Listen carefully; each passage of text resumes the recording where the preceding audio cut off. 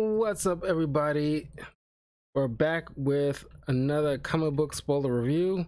This one took a minute, but it's finally here. Just everything prepared. Yeah, so we'll be talking about the next, like kind of like a split-off team, uh, X Factor, which not many people really cover like that. So I figured, like, while I was going through a lot of X-Men related content, I figured, like, why not put it on the freaking list? A bunch of files for slides here. So we're gonna try to jump right into it. But before we do, please like and subscribe, share this with your friends, let me know what you guys think. Uh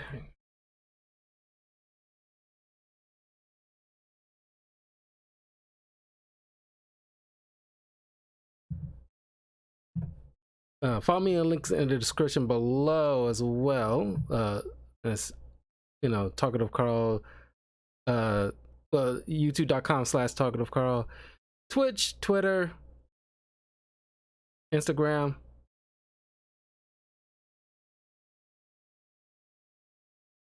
Okay.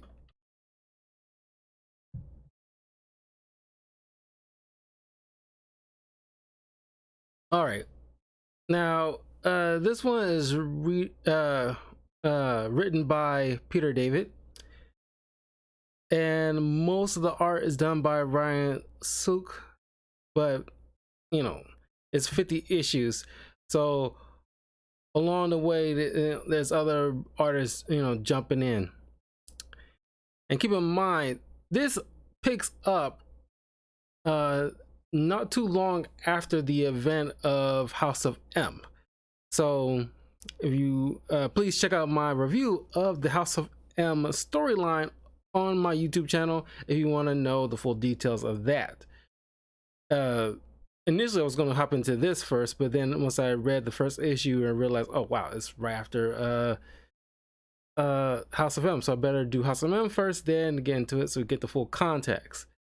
So at this point, the mutant, previously before House of M, the mutant population was growing in, well, over into the millions, darn near getting the billionth population marker.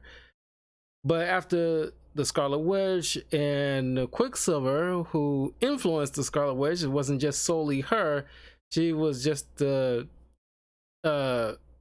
trigger, it was Pietro that put the bullet in, kind of, and aimed it pretty much. So now the mutant population is whittled down to a couple hundred.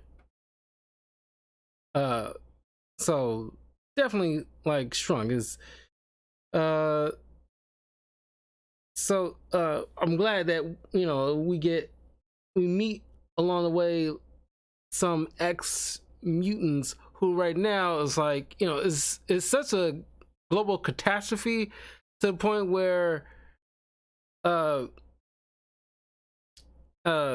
there's little riots, and of course opportunist villains that want to just pick off what's left of the mutant population. Now, if you're not familiar with X Factor, is a different like splinter group of X-Men teams where during the 90s, from what I remember, they were like a government sanctioned group that handled certain tasks, mutant related situations, that is sanctioned by the government rather than vigilantes in a way, like the X-Men are. And X-Force is pretty much like a elite strike team kind of situation, like a black ops team.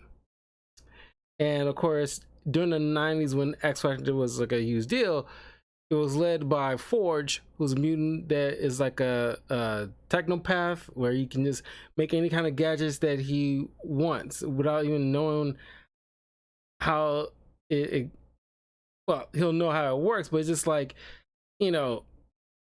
he can cobble together if he wants, like you know, uh, like a coffee maker. He can just grab some random parts out of a junkyard, and then within an hour, he'll have like a functional coffee maker that he's scrambled together with random parts. That's how good he is. And of course, I think Siren, Banshee's uh, daughter, was on that team too, as well as Havoc, Cyclops' brother, and I'm pretty sure Siren was on that team. Could have been mistaken.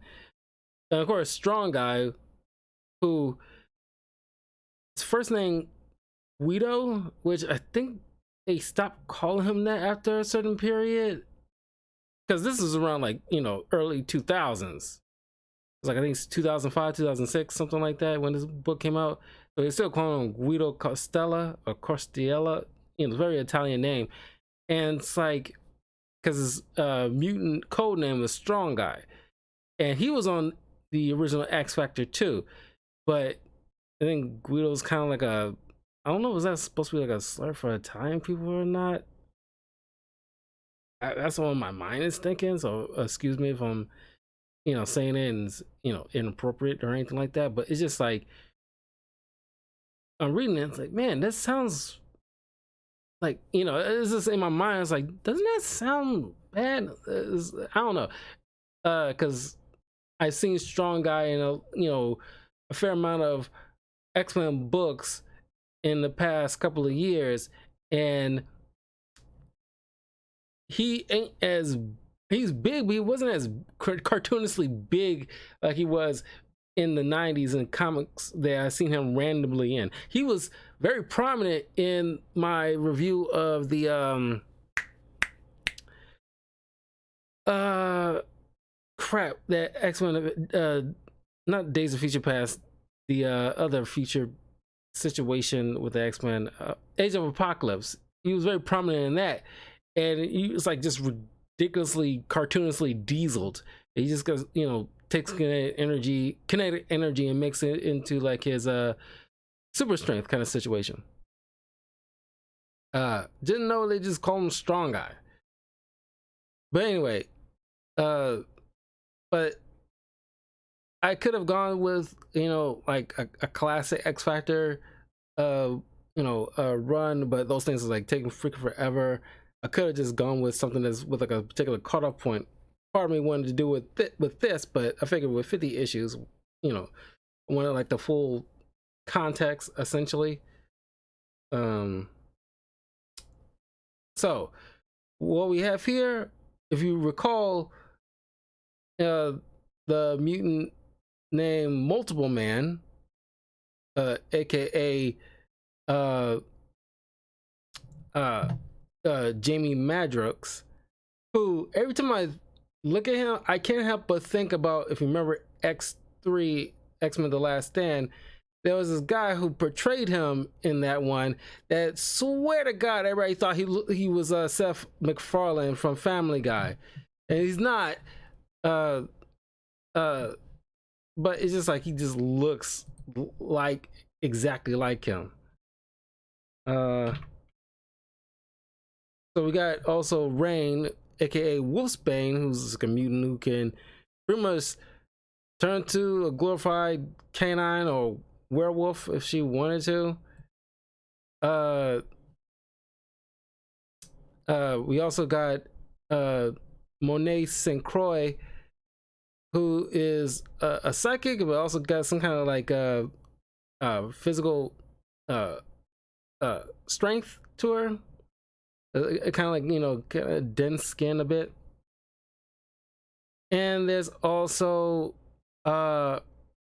Richter, who I believe is supposed to be like Avalanche. If you remember X-Men Evolution, I could be wrong.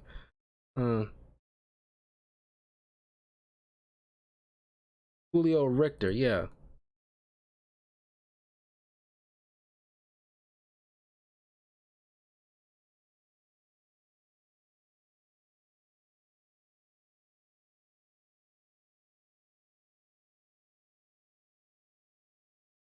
Yeah, Julio Richter. Uh,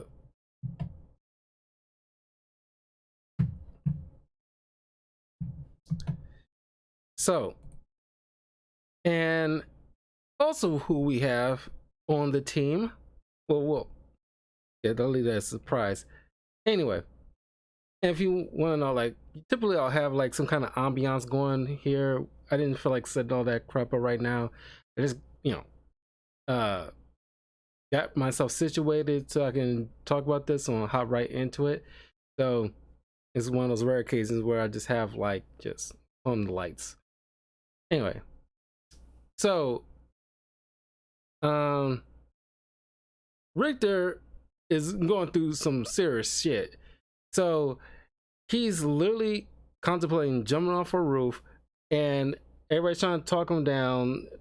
Rain and uh Siren, you know, both are very, you know, Catholic, especially Rain, who she's on like the megaphone trying to tell him like, yo, it's a sin, don't, you know, do this, everything like that. And then Jamie is on the opposite building because multiple man can pretty much clone themselves, you know, not too different from Naruto. Only thing that triggers it is any physical like a level of physical contact. If he stumps his feet, he can make a clone of himself immediately, or if he gets punched, or you know, or anything that can cause like a physical contact, at least enough force on him, and he can just easily reabsorb them. Matter of fact, uh, he's very devastating if he, you know, when he wants to be, because you know I went over like, you know, a different comic over like the multiple man's powers were pretty much like you can send one. If you remember Naruto and how he learned how to do like and uh uh another form of the Rasengan, he had to learn no, it's just the Rasengan in general. It's like each form of the Rasengan he has to, it took one single person many months to almost years to figure out. He managed to can do so within weeks when he has clones of himself doing separate tasks, and then we disperse them, and all their knowledge sync up into his mind, so he knows all he needs to do. And Jamie is essentially that, where as we go through this adventure, uh, you meet up with other clones that's kind of like, you know, a few strays that were sent out by Jamie years ago to learn certain skills so that way he can utilize them at a later date whenever he sees fit. Um uh oh, and by the way, I mentioned about House of M. During this 50 issue run, we also going to be going through the Civil War situation as well as the Secret Invasion situation. So it's like essentially through this 50 issue run, we've gone through at least three separate events uh, that slightly impacts this adventure. So Jamie is on the opposite roof, and he's, you know, he's done with some personal stuff, but he knows he can't just allow Richter to jump. So he's making separate clones of himself, and whichever one's the most positive one, he's gonna send out to talk him down. So he essentially launches one of his clones over to the opposite roof, so he can talk uh Richter down. All the while, we meet with Siren, who's meeting with a contact that, because Siren's, you know, has powers with kind of like a sonic scream, but a little bit more subtly, she can, you know, manipulate her vocal patterns to, like the sirens of old, manipulate the minds of others to essentially kind of fall in love with her, or at least convince them that they'll do anything for her. And that's essentially like this woman who was trying to give her some information about this organization. It'll come up to me soon, but it's gonna be led by this mysterious, bad guy of this first arc named Trip, or Trip Jr. And she gets assassinated, and she just loses it because the stuff she's expecting from this informant, somehow got switched, and assassination went out. She gets mad. She bumps into Strong Guy, who she kind of snapped at him because she kind of blames him, projecting on him. Like, where were you? It's like, you're supposed to be at the destination to look out for any potential, like, enemies or whatever like that. And he's telling her, like, you told me to meet you at a particular time. Like, it's not even time yet. I'm just getting here. So she goes off, just not hearing anything, because she's, angry, obviously. Tracks down this assassin, this woman, just pretty much takes herself out, so she won't be interrogated. And Siren's just horrified by that situation. And this is kind of like, because she, she calls him out his name. He tells her to go to hell, and she's like, like, I won't be the only one, blah blah blah. She apologizes later, but Guido, from my understanding, like, before he got his mutant powers when he was a little kid, he got bullied a lot. So of course that's why he, jokes around in his later years, partly because, absorbing all that kinetic energy and being as big as he is, until he expels all that kinetic energy in, like, physical kind of purposes. It's kind of hurts him, so he kind of like jokes around, just to kind of separate that, like keep that, mind over matter kind of situation. And the clone, which Jamie dubbed a dupe, short for duplicate, explains to Richter that, Jamie is setting up shop, making a detective agency called X Factor Investigations. Matter of fact, he got the money, the starter money, by going on, I'm pretty sure it was like Deal or No Deal or something like that, where you can call in to phone a friend kind of situation. So he literally, Jamie literally went on the show and leaves his dupes home to look up all the information, so where he can just call in his actual dupes to give him the information so you can easily win. So he ends up recruiting Siren, Monet, Strong Guy, and he's, telling, like, Richter, why don't you join us? Richter's not in a good space because he's one of those unlucky millions to actually lose their powers. And to a mutant, their powers are their, not the whole identity, but it's a major part of their identity. So stripping that away is devastating. It's almost like Phantom Limb, and almost it's like you don't know how to. It's like a big adjustment period, and some people aren't taking it that well, as we see later on with riots and all this other stuff.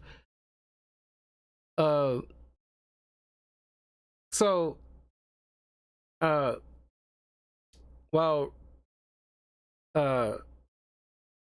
Richter is like, is fence sitting on the idea of joining X Factor, even though it's like, I don't have any powers, but he's very capable himself. but his powers are, were pretty much causing like earthquakes. He was so tied to the ground that it's, like I said, it's like Phantom Limb. It's like I don't have the connection to the earth no more, and that is like a big deal to me. So it hurts a lot worse for him. But he gets up, ready to like, go safely back inside until uh oh, before I get into it, an also added member, this little girl. If you're familiar with House of M, Lila Miller shows up. Nobody knows why. Where'd she come from? All we know is that she has this little thing. She always says, "I'm Lila Miller. I know stuff," and that she does. She can't give the full details of why she knows this stuff, but it's pretty much like, very expert precognition kind of situation. We'll dive more into that later in the tail end of the comic, or at least somewhere part way.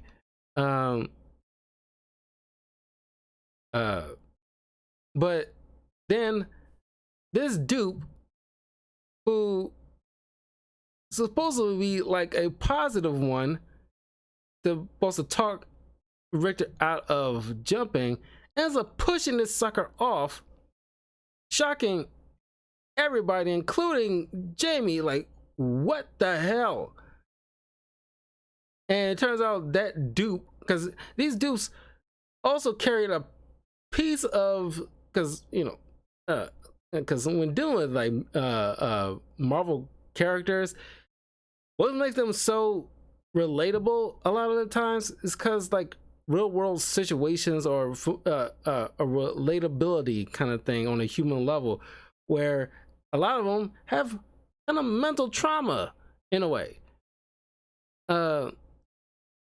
They're kind of like the reverse of like, it's like with DC, there's like gods trying to be human, where Marvel is like humans living like gods kind of situation.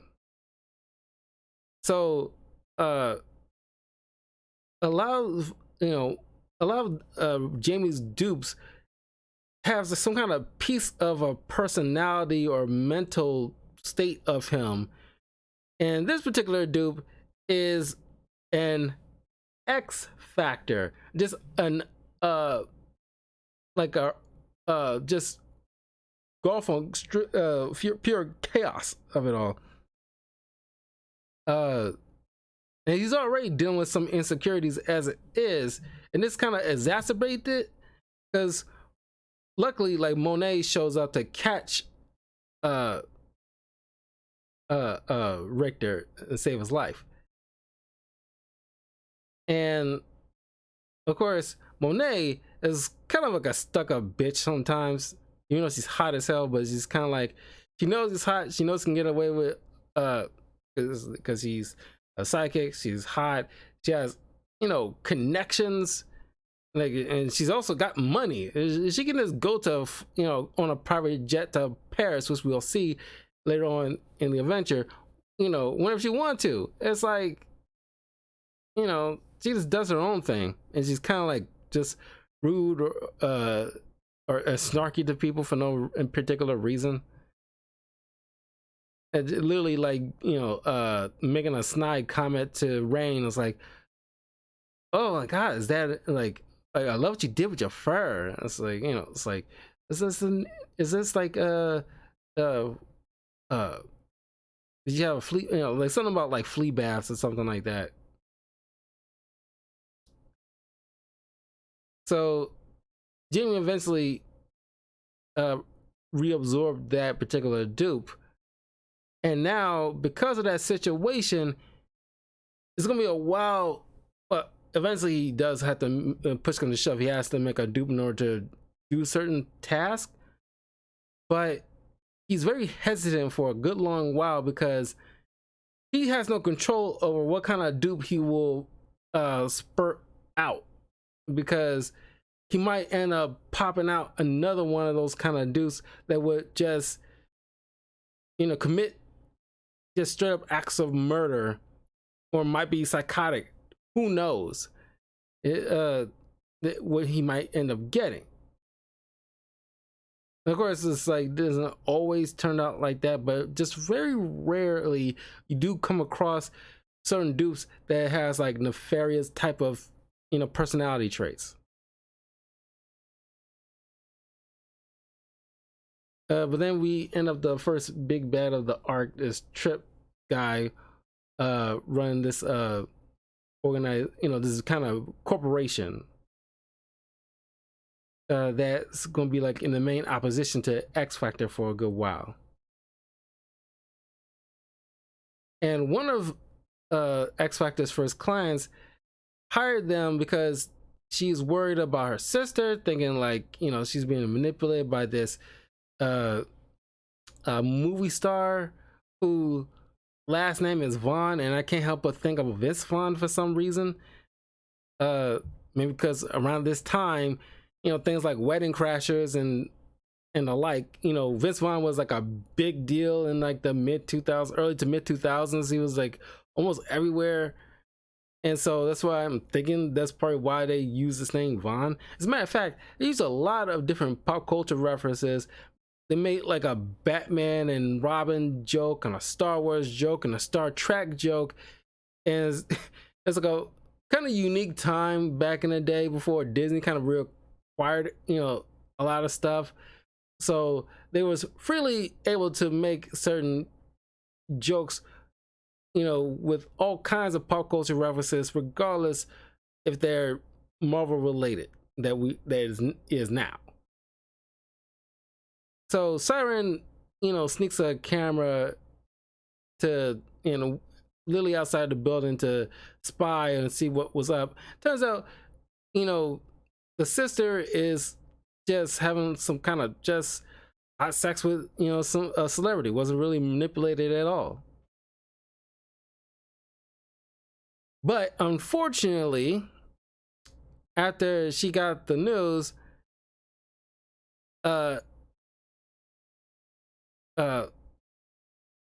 later on that day, they get another call from her where she's getting arrested for the death of her sister. So Jamie and Siren go over to the hotel where they're staying at, and Vaughn's getting talked to by the police. And before they can actually question that guy, see, like, they think like he must have did it when, thinking like, oh, he must have got confronted by the sister, something must have happened, and he must have like something went down. But before they can question him, they are accosted by Trip Jr., who was like, where's that organization? It's bugging the crap out of me.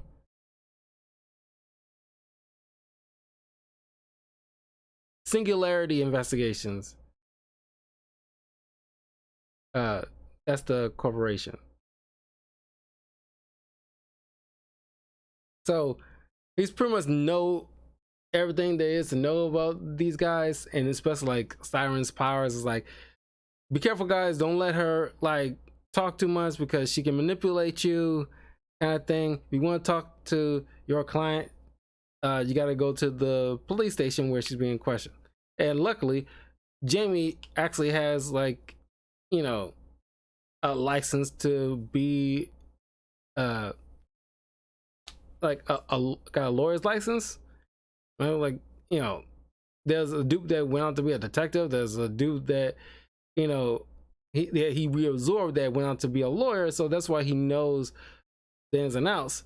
Probably not to the same extent as someone like Matt Murdock, but he has some thoughts. So he can be able to be in a room and talk with their client. And she swears up and down that she has no clue what happened. She went to the hotel to confront her sister, and then the next thing she knew, she was dead, and the police were arriving. So they're led to believe, oh well, there's gotta be some kind of mental trick that's she's being manipulated somehow. So we need Monet to appear inside her mind. So uh uh while this is going on, Singularity investigations are sending like people to try to take out those in because there's this old man that Chip Jr. is speaking with who is trying to manipulate situations in order to fit their goals. And there's one particular thing where Siren's supposed to have shown up at a particular point in time, but she never did. And the reason she never showed up, because that meant she would have gotten captured and tortured and all this other stuff. She didn't show up because Lila tells her not to go on this, because she was about to storm off to Singularity Investigations to confront the guys that assassinated her client, a previous client. And Lila is like, is adamant, do not go, because you will not come out on top in that confrontation. So she never showed up. So kind of things are going off the rails to this old man. And it's like there's a turd in a punch bowl kind of situation. And so they trying to figure who that could be. And they sent this guy to try to take him out. But thanks to Lila and her just knowing stuff, she knew that because the issues with the plumbing and the tub on the upper floor, it, things come crashing through the ceiling, and all the water and the electrical wires electrocute this guy who is trying to take her out. And he already punched out Rick earlier. He doesn't know who, but she just admits it. It's like, yeah, that's probably me. But she has no control over it. Sometimes she doesn't wish she had this kind of stuff, but she just does. And she is one of a handful of people who knew what happened during M-Day, because outside of most Avengers, including Spider-Man and Luke Cage and a handful of the X-Men, she is the only one that knows what happened to a lot of the mutants' powers. And and not everybody else is like because that's why the former mutants are freaking out so much, because they think like the government must have done something to us. It's got to be some kind of airborne toxin or something like that. Nobody knows and nobody's telling. And of course we'll get into that soon, but the X-Men do show up from time to time. So they call Monet to go to the police station so they can look inside her mind.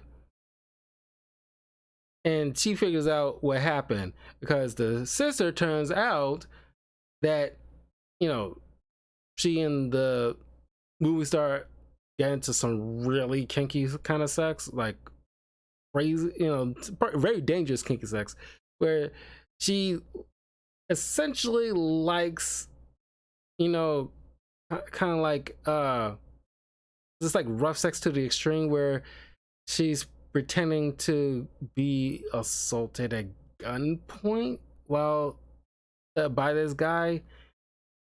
And just to add to the thrill, it kept a bullet in for some reason. And when the sister stormed in, the gun accidentally went off and the guy shot her dead. And this guy happens to work for a Singularity, and they essentially covered it up and manipulated the woman's mind to essentially leave it blank so she can like take the blame. Because this guy, it's kind of like a whole Scientology Tom Cruise kind of shtick, when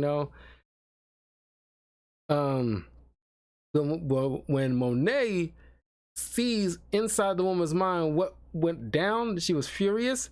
So not telling Jamie exactly. She's like, the less everybody else know what I'm going to do, the better. So she tracks down the movie star and manipulating his mind to play tricks on him to seeing the dead woman and convinces him to like turn himself over so that way the living relative won't go to jail for a crime she didn't commit. Otherwise, she will haunt him for the end of his day. So now he's kind of lost it. And this kind of didn't sit too well with Trip. Now there's going to be like a tit for tat between, X Factor and Singularity. But then there's a couple of issues where it's like Siren, there is like a retaliation. Siren gets hit in her neck by a kind of like a dart thing, which nullifies her vocal cords, and a guy comes up from behind and starts attacking her with a pipe like it's freaking Clue, and leaves her for dead in the alley until she eventually gets picked up by this kind of psycho dude who used to be a mutant himself and a doctor. But of course he's crazy and eventually lost his kind of job. Richter ends up tracking her down because he was at first invited to have lunch with her or breakfast with her at this diner, which is pretty much like spot on off the page, not the page, but kind of like a famous painting that I don't know the exact name of, but like this first panel here, exactly where it's kind of like mimicking if you ever seen the said painting before. He changed his mind. He goes to the diner and realizes she never showed up, which is weird because it's not too far from the X Factor Investigations building. So she should have no reason to detour without contacting anybody. So he backtracks, and all the while this crazy guy nursed Siren back to health to an extent so that way she won't die, but she's still in no condition to fight back either. But when Richter eventually tracked down where she was in this abandoned movie theater, she's healed enough where she can use one bit of strength in her voice to attack this crazy guy for Richter to ultimately kill this dude.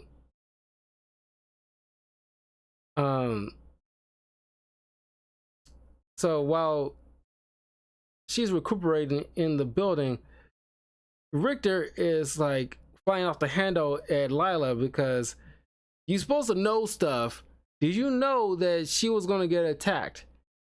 And of course, she doesn't give them a clear answer, which caused Richter to not trust Lila because Lila, who will be known in the future by the codename Butterfly, because it's like a butterfly effect kind of situation with her powers, where in House of M, she was just like a not planned out MacGuffin. She was just thrown in there, like I mentioned in my review on that. She was just thrown in there because they need to figure out a way to try to get everybody to remember who they used to be in this made-up world. So now she's actually a actual character in Marvel Comics. There's a trippy thing in current comics with Lila that I'll get into later, but it's kind of wild to me. But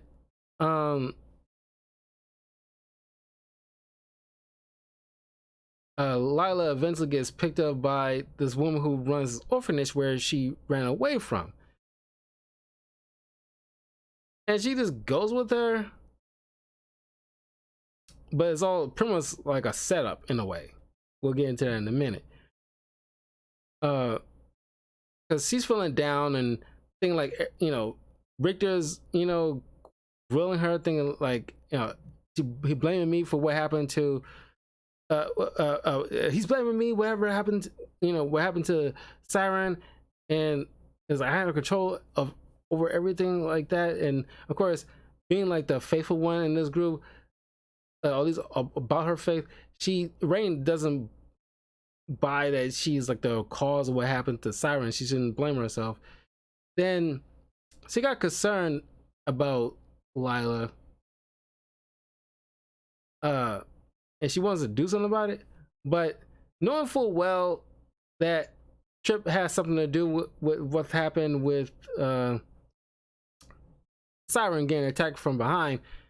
So in a strong arm move, while Trip was on his daily jog, strong guy catches up with him and leads him further into where that park's name is in New York, where I gotta sneeze. Excuse me. Where they run into dozens of Jamie Madrox, and Jamie narrates to himself. He does a lot of inner monologue because he likes to see the world as like a detective noir kind of movie. And he mentions how, prior to this, I was so worried about making more dudes after the whole situation with a dude pushing Richter off a building. He was hesitant on making another one in fear of creating another one of those guys. But his powers is at its best when they have like a singular focus on a particular goal, like a teammate of theirs nearly getting killed. They are all in agreement. It was like, frighten this guy, because if something happens to one of my people again and I find out it's you, you don't have nearly enough people as I can make enough people. I can make endless of people, and I will ruin your shit no matter how many people you got. You don't have enough.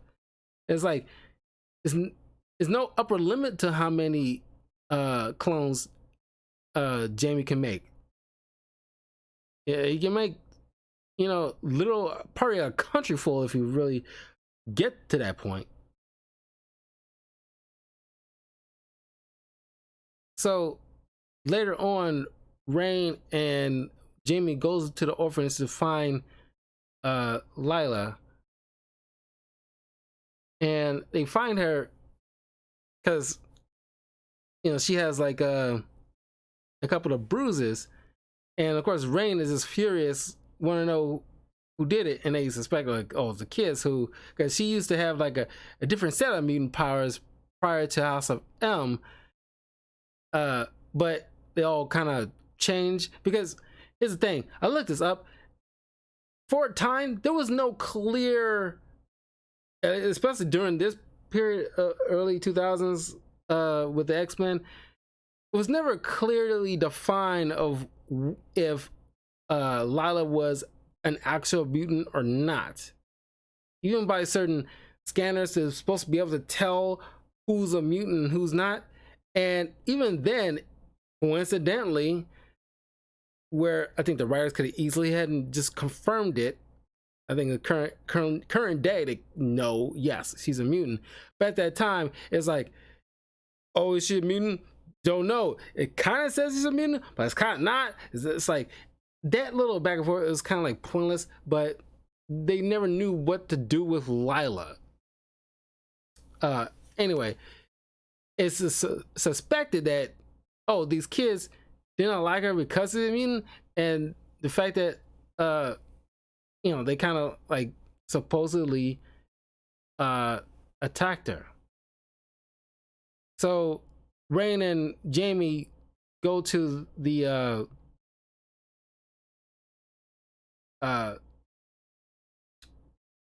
headmistress. I don't know who the head of the orphanage lady, who I would at first, because I never read this. I never read it. I read bits and pieces of old X Factor, like I said, in the 90s, but I never read this particular X Factor before. And I'm thinking like, oh my god, like clearly, I was like, oh, it's clearly like the head of an orphanage. When you think about something like Matilda or something like that, I'm thinking like, oh, she's basically a Miss Trunchbull or something like that. Oh, she must have did something like that because she's a mutant hater or something like that. Not true. It's actually like a good twist. Now, I'm not a huge fan of this art. You know, it's like, I don't know. It's just like the art in this sucks a lot more than I like. But Jamie and Rain confront like this headmistress who says like, oh, she's having a difficult time, and they want just to take Lila officially off their hands and essentially adopt her. But considering that they're not her legal, you know, relatives or guardians, and this whole paperwork they just to go through the legal route. But like I said, this is like the last panel right there. I don't like that look. It's like that thing is weird. I don't know, you know, what the artist was smoking, you know, designing this. But she not so subtly, because I have to reread this twice, not the whole entire thing, but this panel twice in order for me to like understand like what was, you know, to pick up what she's putting down. Essentially it's like, you know, oh, she's always been having like, you know, trouble, but you can't just adopt her because she's not blood related, and I can't just, you know, give her to you.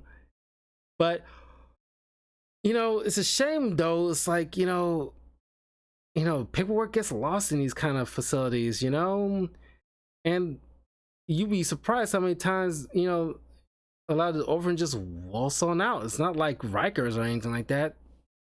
She could just go completely, you know, missing all over again. Who knows when she come back? Pretty much like, clearly she going through some stuff, and you guys clearly love her.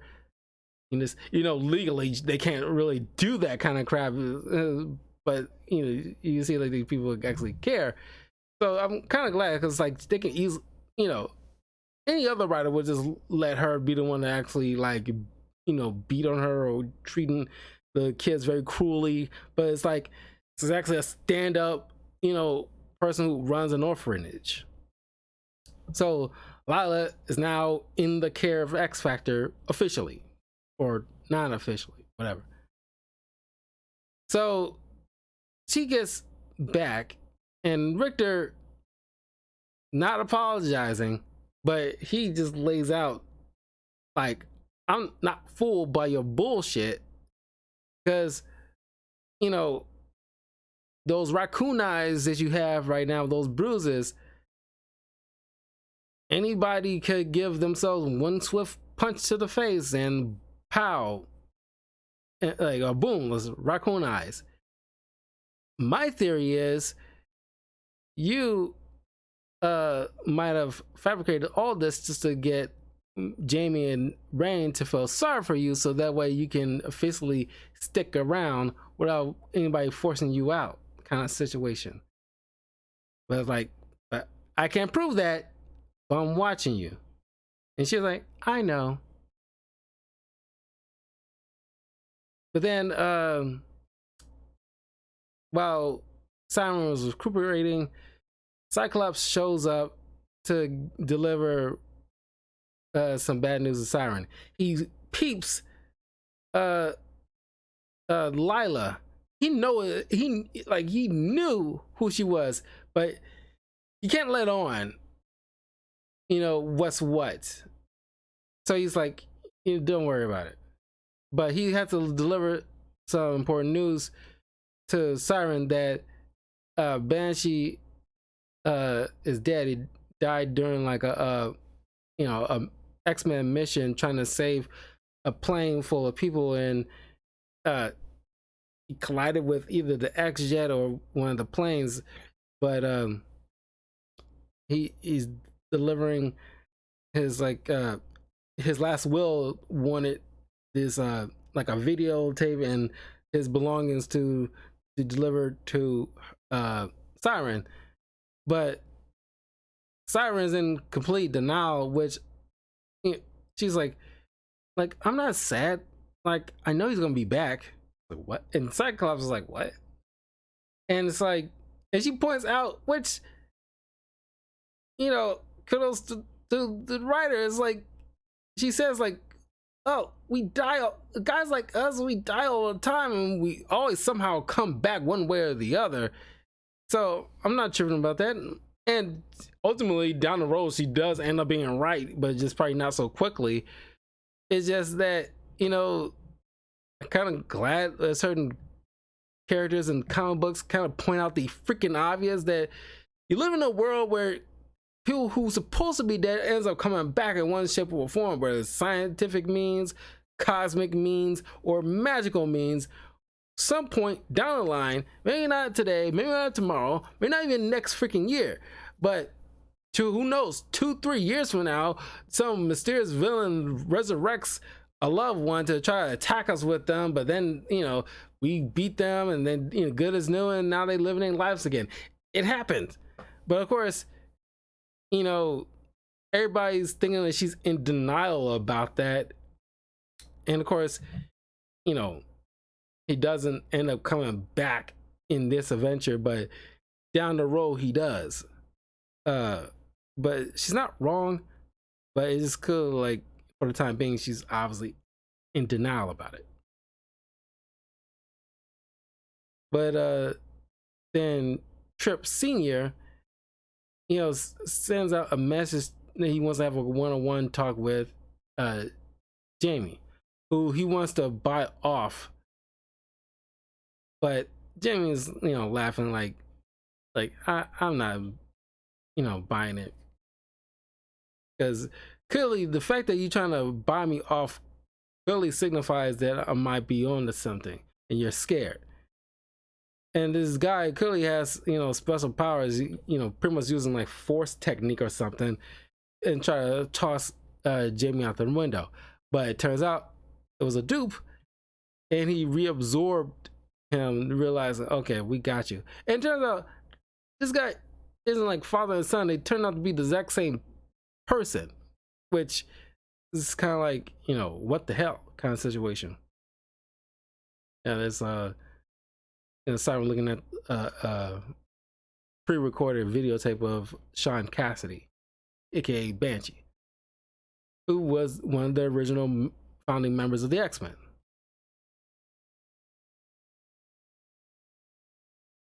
And that's when they staring each other down after each other toss a dupe out the window. It's like, okay, game on, bitch. Then, like I said, this is during the whole situation during the Civil War era, where now a lot of SHIELD officials are knocking on a lot of superhero or just people with powers doors with the option of register. Well, you're gonna have to register regardless, but if you're gonna play superhero, well, you better be, you know, join SHIELD in order to be sanctioned to do superhero work. Otherwise, if you try to do it without all that stuff, then you will be arrested on the spot. And this government agent, who turns out to be another Jamie dupe, who went to join SHIELD, tries to get them to sign up for the registration. And this is where Jamie and Strong Guy figure out, like, oh, this Trip guy, when he got like DNA off of them, it turns out to be the exact same person. There's no relative kind of situation. Even with relatives who might share DNA, isn't exactly the same person kind of situation. Even with twins. And they're not mutants either.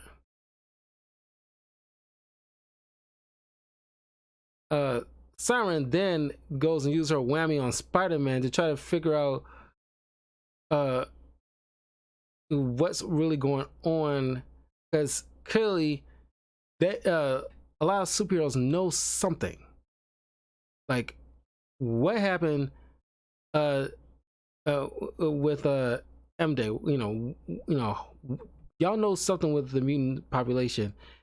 And then of course Siren was furious when Spider-Man told her what went down. And of course you see him using his Iron Spider costume, because Achilles in the Civil War event, he joined up with Iron Man's team to register, and he reveals himself as a whole thing. And of course, down the road, the horrible, one of the most horrible Spider-Man stories ever to this day, with how One More Day tried to erase everybody knowing his secret identity. He made a deal with Mephisto, which people dub him like Marvel's devil, even though there's different entities, taking up that kind of, well, like taking up a ruling over a circle of hell.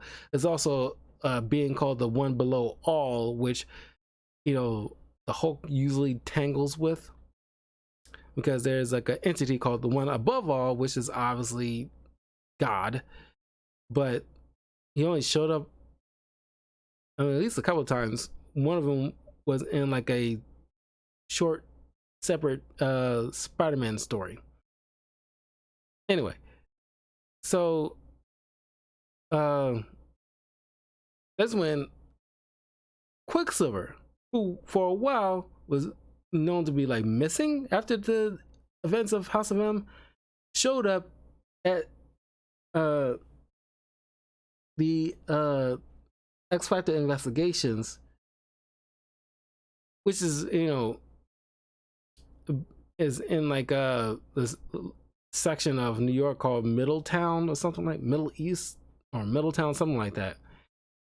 And it's now known to be Mutant Town, where people, like a bunch of people who used to be mutants was like kind of congregate. But Quicksilver knew who Lila was too, and these two have been like kind of bitter enemies even to this day. Even though they're both kind of good guys, but for a while, Quicksilver was like, had like a very roller coaster ride of morality. As much as he doesn't like to be his father, he does end up doing stuff that's very Magneto-like. But he tells her straight up, like, you better stay out of my way, because I don't care if you're a kid, I will take you out. And of course, he doesn't have his powers anymore, but he does have a power. He ended up mixing it up with the Inhumans, where he got into a relationship with Crystal, and thanks to the Terrigen, well, not the Terrigen mist, but like kind of Terrigen crystals kind of embedded in his body, where he pretty much, like Terrigen mist, bestow powers, and he gets this kind of like God complex or Messiah complex in a way during another arc. But we'll get to that soon. He's trying to recuperate, bring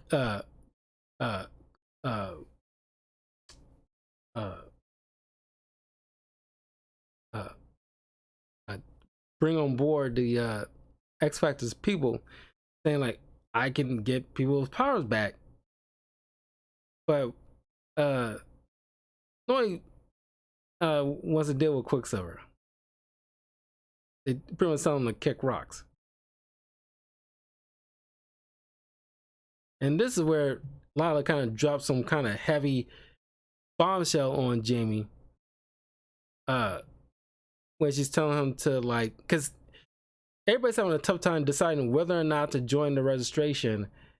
And since Jamie is a leader, essentially, he has to make a decision, which he doesn't really care for, because given his power set, he's so used to taking orders, because he doesn't like making decisions himself, because being his power set is like, he can make any kind of multiple decisions if he want to, but he like having like a singular focus. And this is where Lila drops some serious truth bombs on him, like the major of the spoiler alerts of all time, where it's like, yeah, I know you need somebody to tell you what to do, and that's where I come in. And she pretty much telling like, oh, don't worry about it. We'll have the rest of our lives, for me to tell you what to do.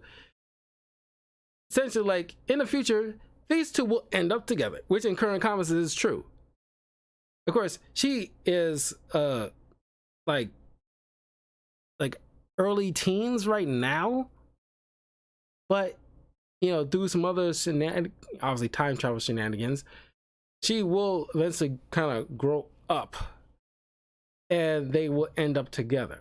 Matter of fact, that's one of Reign's biggest issues during halfway through this 50-issue run, is the fact that she's having like, through some means, you get these kind of reoccurring nightmares of some kind of reoccurring nightmares that she will end up killing Jamie and Lila on their wedding day. And of course, she keeps that to herself to a point until she eventually, spoiler alert, quits. Because she doesn't want to be like the cause. If she's not around, she won't be able to have that come to pass kind of situation. Of course, Jamie doesn't believe Lila. She thinks she's just talking, because it's just creepy to him that she even mentions that, like, oh, essentially you're gonna be by ball and chain or something like that. But she knows this, and we'll get into how she will know all this down the line in a moment. And after she explains to Jamie to pick up this like blue scarf and cap at this particular spot, make sure you buy those particular ones. You gotta buy those particular ones. And so he does, and he ends up bumping into another superhero, not very known, probably just created for this particular situation, getting chased down by SHIELD agents because he refused to register when he just wants to just help people. So given what he was wearing, the exact kind of stuff that Jamie got on, so Jamie and him runs to this alleyway, and Jamie makes multiples of himself, and they all come rushing out. SHIELD agents don't know what the heck to do, and allows this superhero to, would-be superhero, to just scamper away and try to find Captain America and his underground rebel unit. And this situation gives, like, because Lila's kind of set this up to help make up his mind, because early in the future she's the one that kind of calls the shots in a relationship, and he's perfectly fine with that because he needs to be able to have like a singular focus kind of thing, somebody to direct him, because he doesn't like having to make decisions for himself, because he gets pulled in so many different directions, literally and metaphorically, and he doesn't really care for that kind of thing. So he pretty much make a stand on a make a kind of news conference or something like that, where he announced where X Factor will not be joining like registration, and the X-Men is already neutral in of itself, because after the X-Men figure out Quicksilver is roaming around Mutant Town, they come down here and they butt heads with X Factor, and the fact that Wolverine and Cyclops sees Lila is like, do not trust her, even though she helped you guys remember who you were during the whole House of M event. So they just, I don't know, for some reason blame her or think she's was involved in that, but I don't know, they just don't trust her. And they know, because thanks to Lila, they confront the X-Men. It's like, why didn't you tell me, or why did you tell the rest of us that it was Quicksilver and Wanda that caused House of M?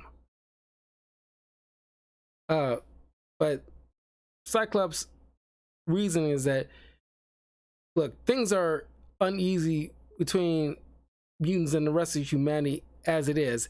Can you imagine what they would do if they figure out that one of our own was going through a mental breakdown, and because of that, just rewrote reality on a whim, or at least thanks to some golding by her brother, and rewrote reality? It was bad enough that, like, you saw how, like, in my review, I pointed out how upset Spider-Man was with that fact, and like how shook the rest of them were. Can you imagine normal people around the globe and how, devastating they would feel? Yeah, I can understand Cyclops' point of view. It was like, yeah, not only they will, want to like double down on, like, things like Sentinels and everything like that, but they will want to tarn and feather and just straight up crucify Scarlet Witch. They want her to be hunted down like a rabid dog. I can just see that happening because as mad as, like, the superhero, some of the superheroes are at her, I can't imagine how, like, the rest of humanity, if they knew that. But Rain points out, it's like they already never really cared for us in the first place. How is this going to make it any worse if you just at least told us, kind of situation?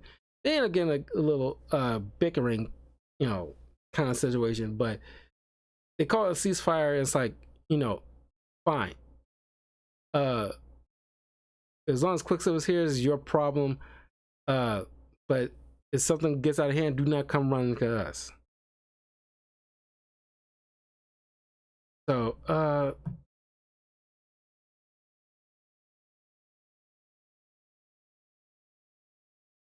this, and another group of slides.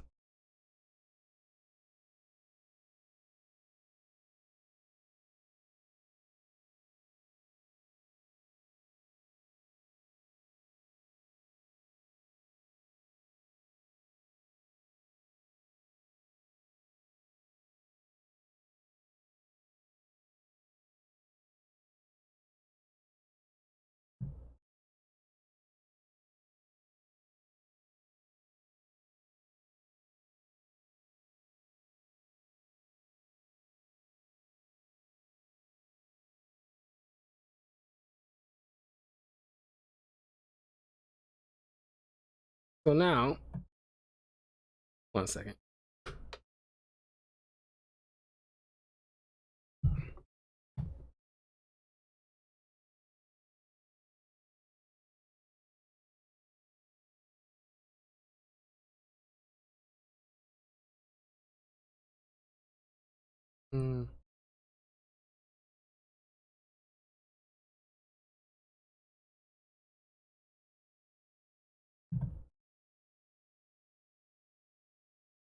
Jamie wakes up and get a surprising kiss from Siren, who's just like basking in ecstasy from apparently them having sex.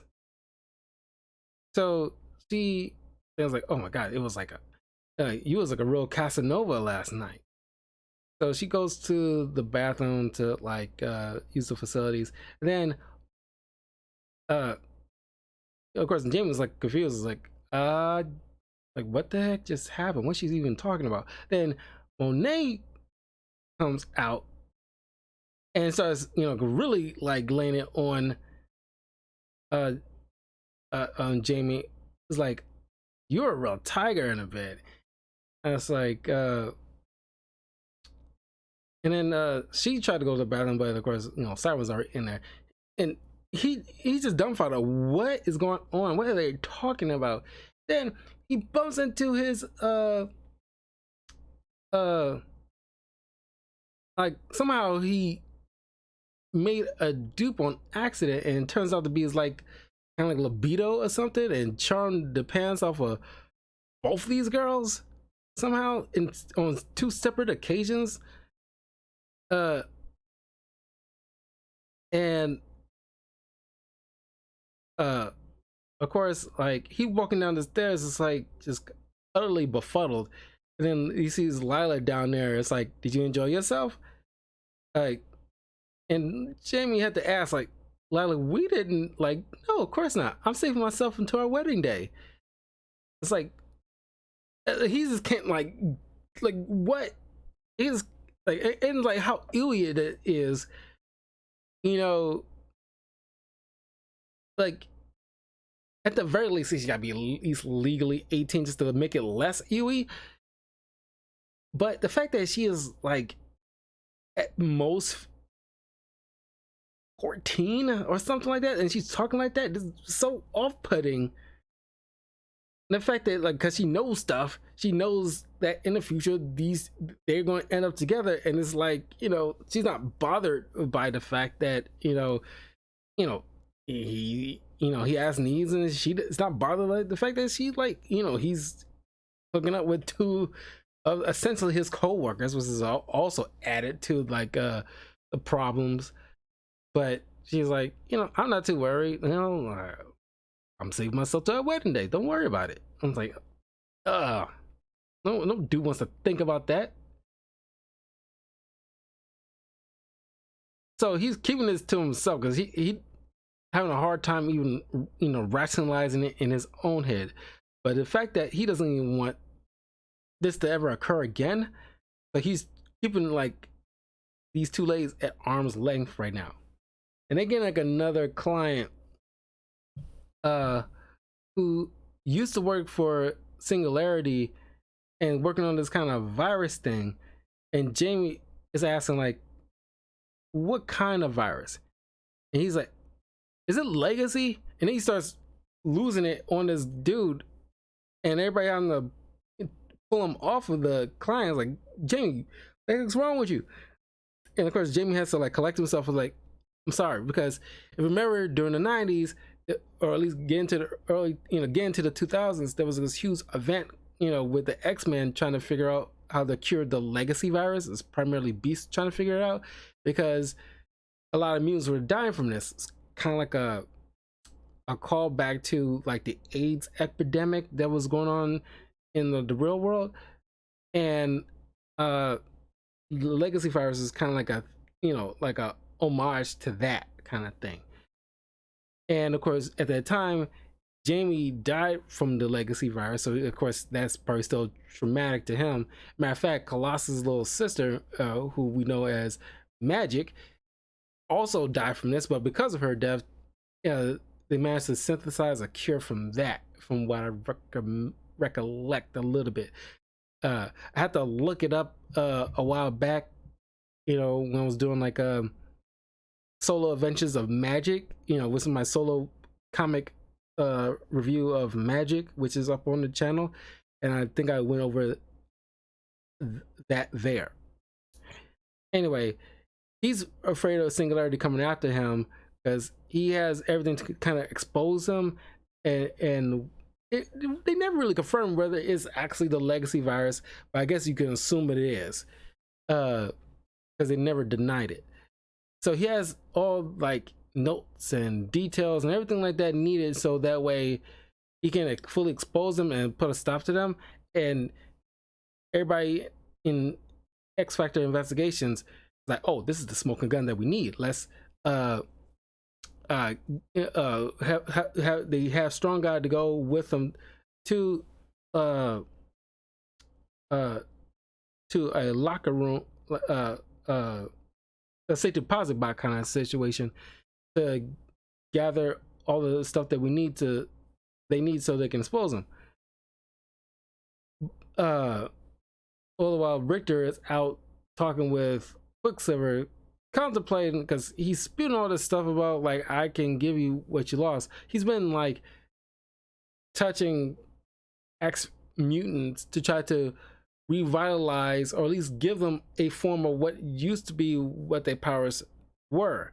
But unfortunately, it's not sustainable, because the Terrigen Mist isn't effective to people who are also, or at least in this case, was previously mutants before. The Terrigen Mist was primarily for regular people who might have a genetic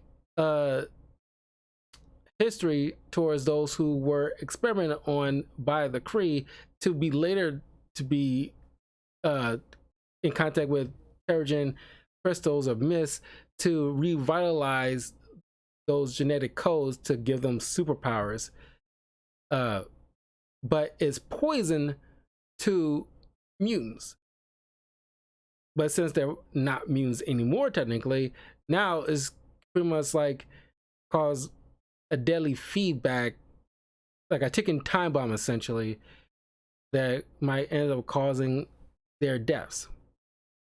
Which also is a puzzler because why is it that, you know, I can guess why Quicksilver isn't like terminally is fatal to him, because eventually gets, you know, extracted out, but he's maybe because he's formerly a mutant, he's not anymore, so I guess why he's not poisoned to death. But still, though, it's kind of weird he's not affected in some kind of way. But he's trying to, you know, convince Richter to join him because he wants his powers back. He's still reeling from that. I'm kind of glad that things that's bothering these people lingers on in this adventure. It's not like a quick fix after 5 issues or anything like that. And then, while driving along the way to the safety deposit box, Strong Guy gets a phone call from Trip, who pretty much at some point turned him into, like, you know, a sleeper agent or something, activated him, and Strong Guy ends up killing the client. I keep forgetting the guy's name. Is kind of like very long and not very memorable.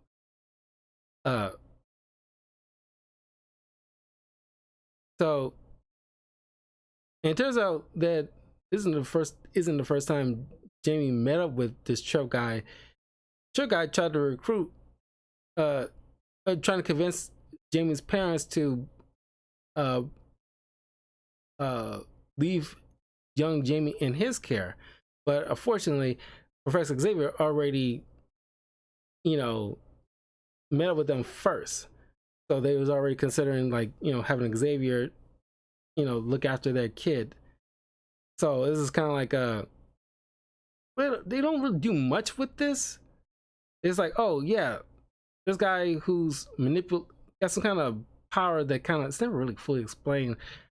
It's like, oh, he can just, you know, be in places. He lives a very long time kind of situation. And the reason why Trip Senior has so closely of a DNA towards him, because he can step in places in time or pull stuff from time where he can be in like the exact same place in time. I don't know. Like I said, it's so confusing with that. They didn't do a very good job with explaining that. He seems like a very devastating, like, potential antagonist, but he wasn't really very fleshed out. So when Rain sniffs like the residue of blood on, even despite probably washing it off, she smells the faint aftertaste of blood and spittle on Strong Guy's hands, and Monet reaches inside his mind, and they come to realize, oh, Strong Guy killed the guy.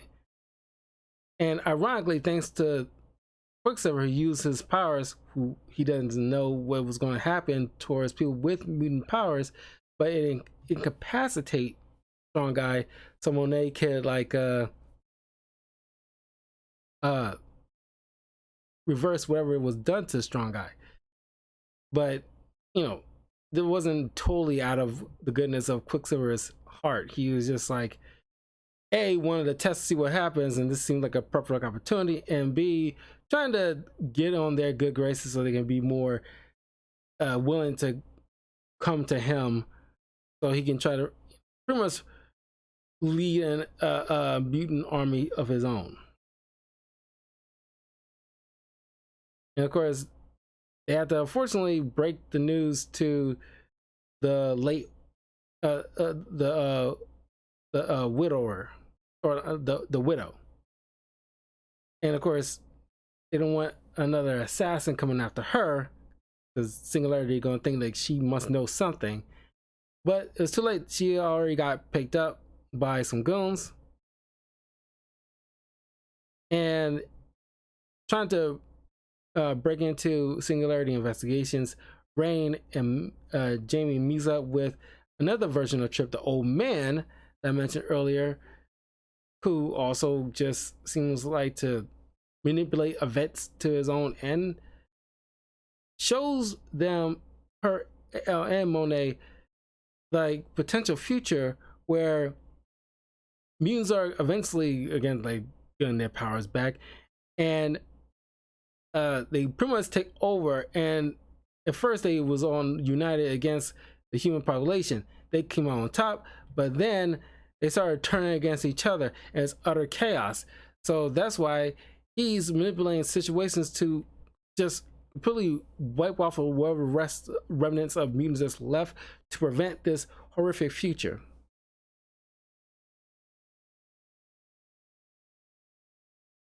Uh, you see Siren uh, uh, and the others trying to deal with Trip Senior and Junior, and of course they try to take out Siren again with another dart, but now she's starting wearing collars, so that way in case somebody's trying to attack her vocal cords again, she has added padding.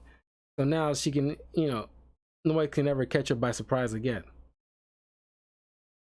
Then while Trip Junior and Senior go to, because they eventually, thanks to Lila, they eventually get the widow and save her.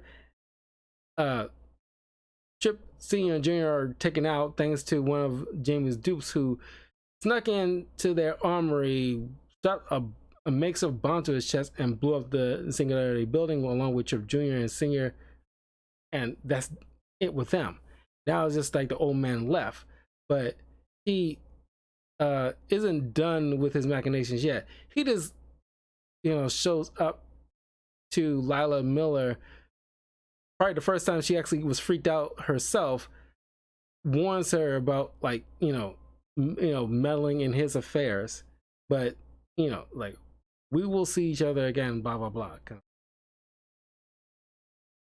So that's pretty much the end of that little arc, and this is probably my favorite couple of issues out of the entire run, honestly, because after the whole situation that they went through with the trips, Jamie was adamant that even Quicksilver, for some reason, I don't know how they convinced him to see Doc Samson, who is well known as part of like the Hulk's supporting cast because he's got kind of Hulk-like powers, but he's also a licensed therapist. And so each member of X Factor is having to sit down with Doc Samson, and I really like this. It's like, man, they really like looked into some kind of like research with how therapy sessions go and everything like that. And it's like Doc Samson and Harley Quinn, many people tend to forget they are licensed therapists and they're very good at their jobs. So people write it that way to like, yeah, these guys are good and they can read you pretty well. And it's like, that's what like I'm so bummed about, like the DC mini event called Heroes in Crisis, where we were led to believe, because it was kind of selling it on us about like, oh, this is just a bunch of superheroes just going to therapy because they dealt with a lot of crap, like Barbara Gordon getting shot and paralyzed for a long time, and Batman's like, it's like, I'm feeling bad because I recruit a bunch of young kids into my war against crime, and quite a few of them got either hurt or literally died on my watch. Superman is like, like where I can't save everybody kind of situation. It's like all that stuff. It seems like, okay, this is like a legit cool idea, where it's just not really major fighting, just just random superheroes just talking their talking through their feelings and struggles. But no, they kind of like threw in some random murder mystery, which was turned the whole entire crap. So that's always get like a bug on my butt about that kind of thing. But this is what I enjoy, where we should get more of, where it's just like a solid book of like Marvel, like like something with Doc Samson, where like Doc Samson, like a Doc Samson mini, where you're just sitting down for like 6 issues, talking with random superheroes through their problems and helping them with a situation. That's what we get here, and I want that to kind of expand to like the greater Marvel universe. So Strong Guy goes over about his like childhood trauma, where he's like he used to be bullied a lot, so it's traumatic to him, where his mind getting taken over, where he's being forced to do something that he didn't want to do. And of course he's Doc Samson's kind of convincing him like, no, it's not your fault. Like he was pretty much like maturing candidate kind of situation. He was manipulated, not too dissimilar to how like Winter Soldier was. Then Lila Miller feels like she kind of like a pawn in the game, and she is can't help but see the world in a particular way, which is different, vastly different from everybody else. So she's going through that. Richter losing his powers, and I like those things because I'm pretty sure therapists has gone through their fair share of people who not very acclimated to the whole idea of therapy, but good as he is, he kind of sort of like reverse psychology in a way, just convince him. It's like the way the dialogue went is like, it's not my first rodeo with hesitant patients, but he convinces Richter to come walking right back so we can go through the process of having to deal with this new chapter of his life, where it's like he's doesn't have his powers anymore, and how he's dealing with that. Then Siren, clearly obviously in denial about her late father, even though she's kind of right that he's going to come back anyway. But then the fact that she disclosed the fact that her and Jane might be a thing because they hooked up.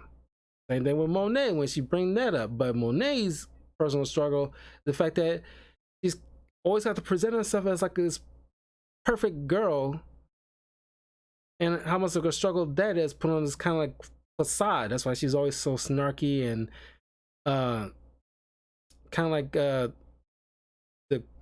Queen Bee diva attitude that she got carried on, but it's all like a facade because she puts up a wall essentially. But she disclosed that she and Jamie hooked up, and it's Jamie's turn, and it's like Doc Samson's like, you do know you're gonna have to come clean about this stuff. You can't have these two ladies both convinced that you hooked up with only them. And James like, yeah, I know. And he also goes over the fact that Jamie doesn't like the idea of, because I don't like being a leader, because that means I have to call shots, and I don't know what I'm doing and things like that.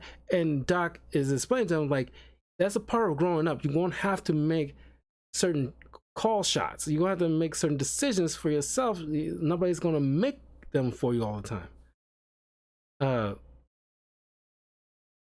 And then of course Rain with the whole ordeal she's going through personally, with the idea of killing two of her friends at some point, and the struggle of between woman and beast in her, because she doesn't know whether she's just like a beast pretending to be a woman, or a woman pretending to be a beast kind of situation. And sometimes she just wants to end it all, but she knows it's a sin, and her religion, how closely tied she is with her religion, she can't bring herself to do that. Going through that struggle. And of course Quicksilver got this whole Messiah complex going on, and of course deflecting constantly, like bringing up about hey, are you sure you don't want to have a pastry? He says some kind of very egotistical thing, but he's like, it ain't diverts the conversation towards something else to before they can like really get into it. And of course, Doc Samson went to go check up on them. Then Monet throws Jamie right out the window. Clearly, both of the ladies are pissed when he came clean about this whole situation. Even though it wasn't him directly, it was like a duplicate that he didn't purposely make. It's never explained how he, made a dupe. Maybe like, while he was like sleeping, he, bumped his head against the dresser or something. I'm not sure why he was sleeping, and a dupe popped out. I don't know, sure. And so Monet tries to like, pushes Jamie up against the wall to pop out a dupe until she finds the one that actually did this. And James trying to explain that like it doesn't work that way. I can't control what dupe I get. And it's like, well, I'll just pound the crap out of you until I get the dupe that I want to really knock some sense into. And of course, Siren just doesn't want to speak to him at all. And then Sean Guy has a heart to heart with the widow. She forgives him over the situation, knowing that it wasn't his fault. That was a nice, sweet moment. Then, of course, Doc Samson and Jamie has this kind of talk where, thanks to Doc, it convinces Jamie going this other arc where he's he's separating himself from the team for a bit to also clear his head, but also gather himself essentially, because he's not together. So he's going on this kind of pilgrimage where he's gonna find all the stray dupes that he sent out into the world to learn certain things, and so he can reacquire them so he can be whole again, because he doesn't feel whole. First he tries the nearest one, because he kind of got like a homing beacon kind of thing in his mind. Whenever he's near a dupe, he can pretty much like direct himself towards them so he can like reabsorb them. But he's tried, the closest one was the Shield agent dupe, but Val Cooper, who we saw after the whole events of House of M, who's pretty much like a liaison of mutants or something like that. I'm not sure her direct, correlation with them.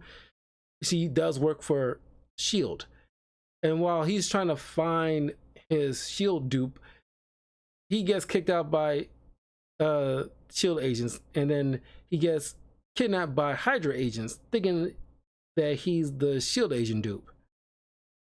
And of course, they realize, oh, okay, it's the real Jamie, and they think like, oh, we can mind control him to work for Hydra, so that way we can always have like an endless army under our control.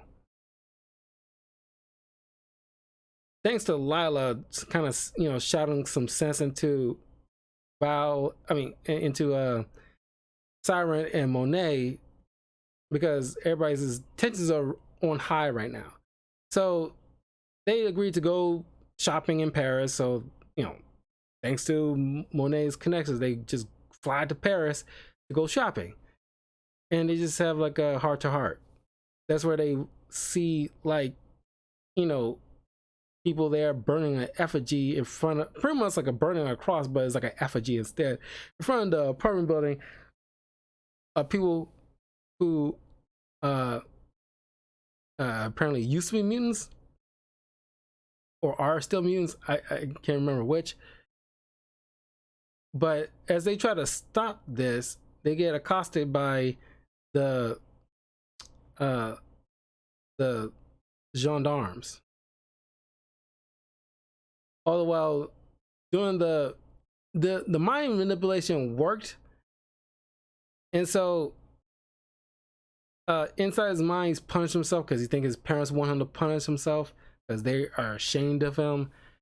So because he's slapping himself, he calls us like a dupe, but because he's not stopping himself, he keeps hitting himself and hitting himself until the entire auditorium is just filled with Jamie Madrox, and all the people who were involved with kidnapping him are pretty much crushed to death by the endless uh uh building of people in this room.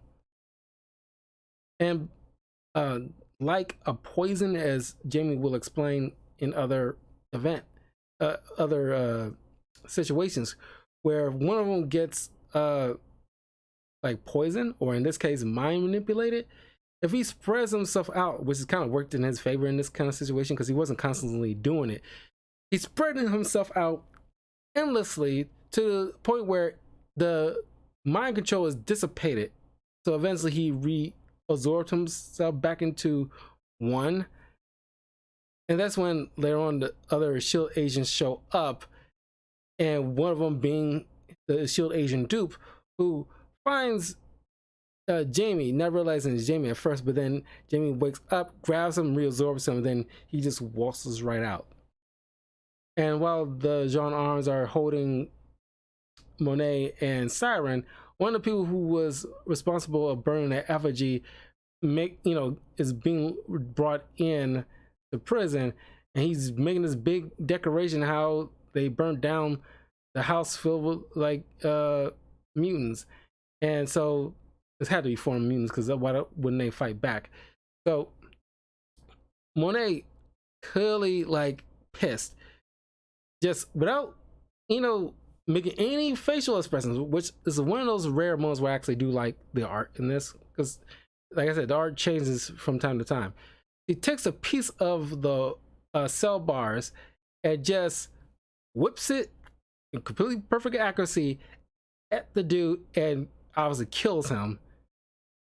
And of course, this kind of shocks Siren. It's like, oh my god. So that's where, like, Jamie meets up with the Dupe and reabsorbs him. So that's one down. There's a few more to go. But he doesn't even, I don't even know if he even remembers how many he probably even sent out.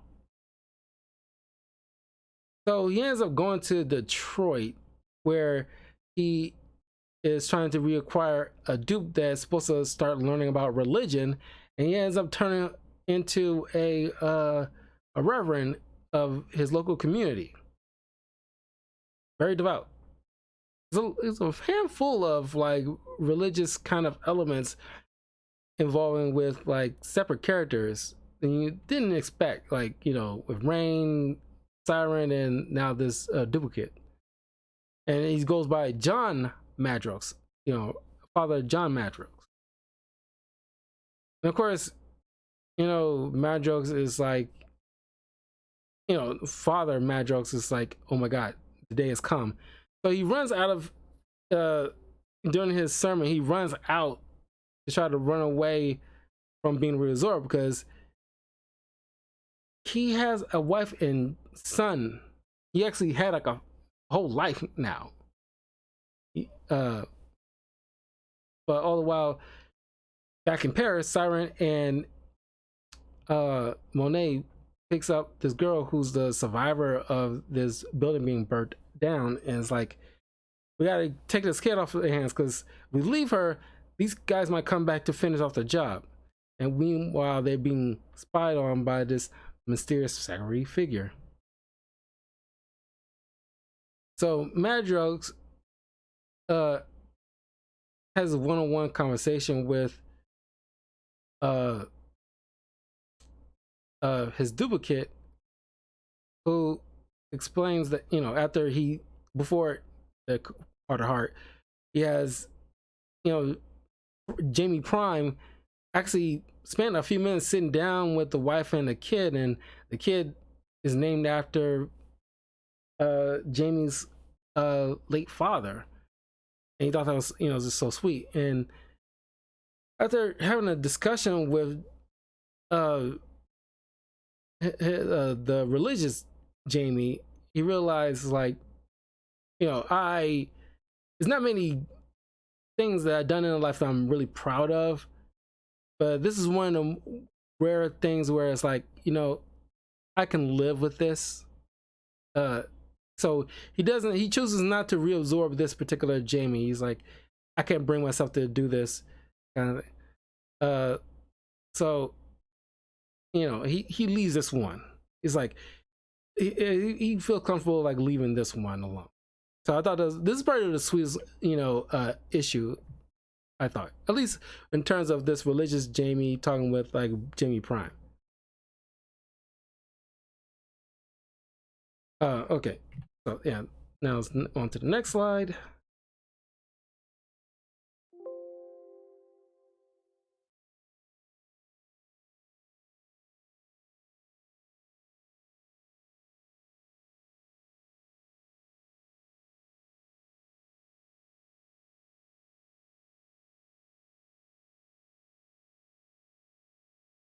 It's like technically 5 separate files with slides. So it's on number 3.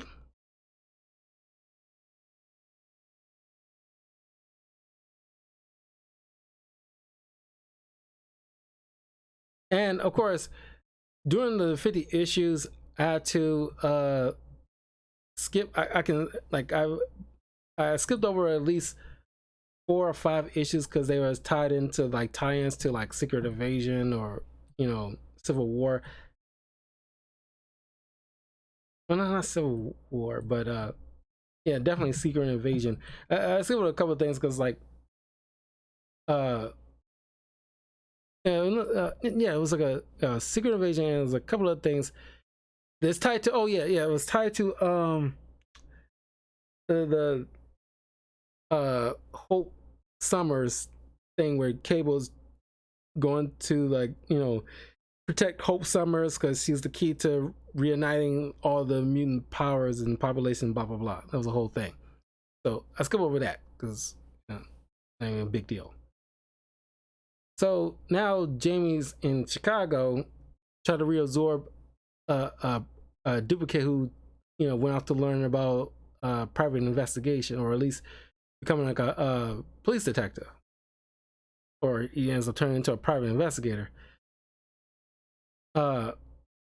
And he's laid down these kind of like vague things like look out for Uber, and it's kind of funny because like I don't think Uber was a thing in the early 2000s. No, well, definitely not. It has to be like a, at the earliest. Matter of fact, let me look this up. Like, when did Uber first began? Let me see.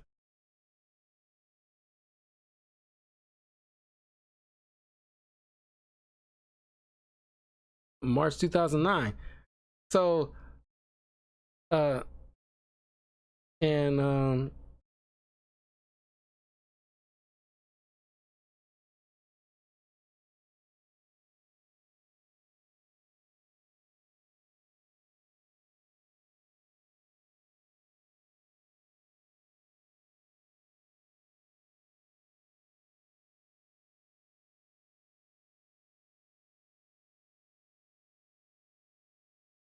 like 2004, literally like 5 years prior this comic come out, and literally like fast forward 5 years in the future, then we actually got something named Uber.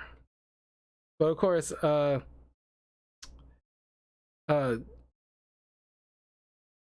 guy is like a complete drunk, and it's kind of like he kind of reminds me of the Question from Justice League, where he's like seeing like clues and patterns everywhere, kind of thing. He's like world's greatest detective, and it's like that's Batman, and it's like it's so rare you get those. It's only in like early comics you get like Marvel referencing DC and DC referencing Marvel kind of situation. They don't, at a certain point, maybe after the mid 2000s, they stopped doing that because around that time, Marvel acquired DC. I mean, Disney acquired Marvel, so they stopped making those kind of references.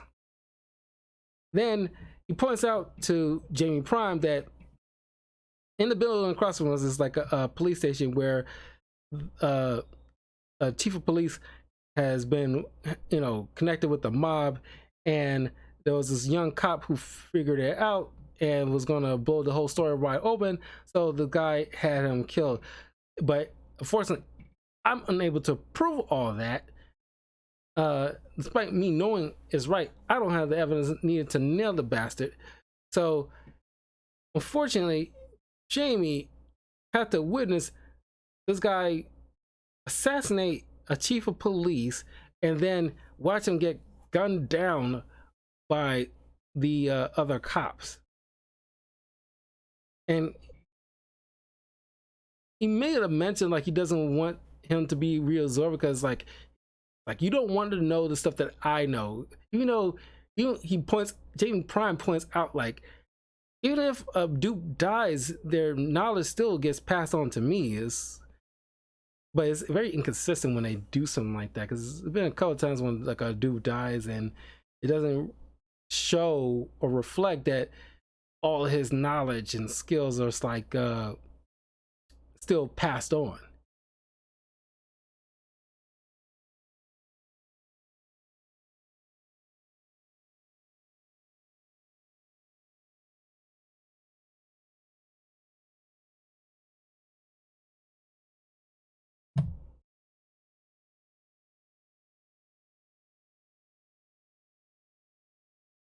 Then Rain and Richter gets caught up by the FBI when they are assaulting essentially two officers who they think are muggers, because the guy ended up crying for help and they didn't stop to check or question or anything like that. They just, jump to conclusions. And now they got a bunch of, that says like the FBI agents with the badges. You get like a bunch of like apparently SHIELD agents like coming in on jetpacks ready to descend on them. And then also some descend on X Factor Investigations building. Lila tried to offer one agent a bowl of ice cream, with Guido getting like hands up, blah blah blah.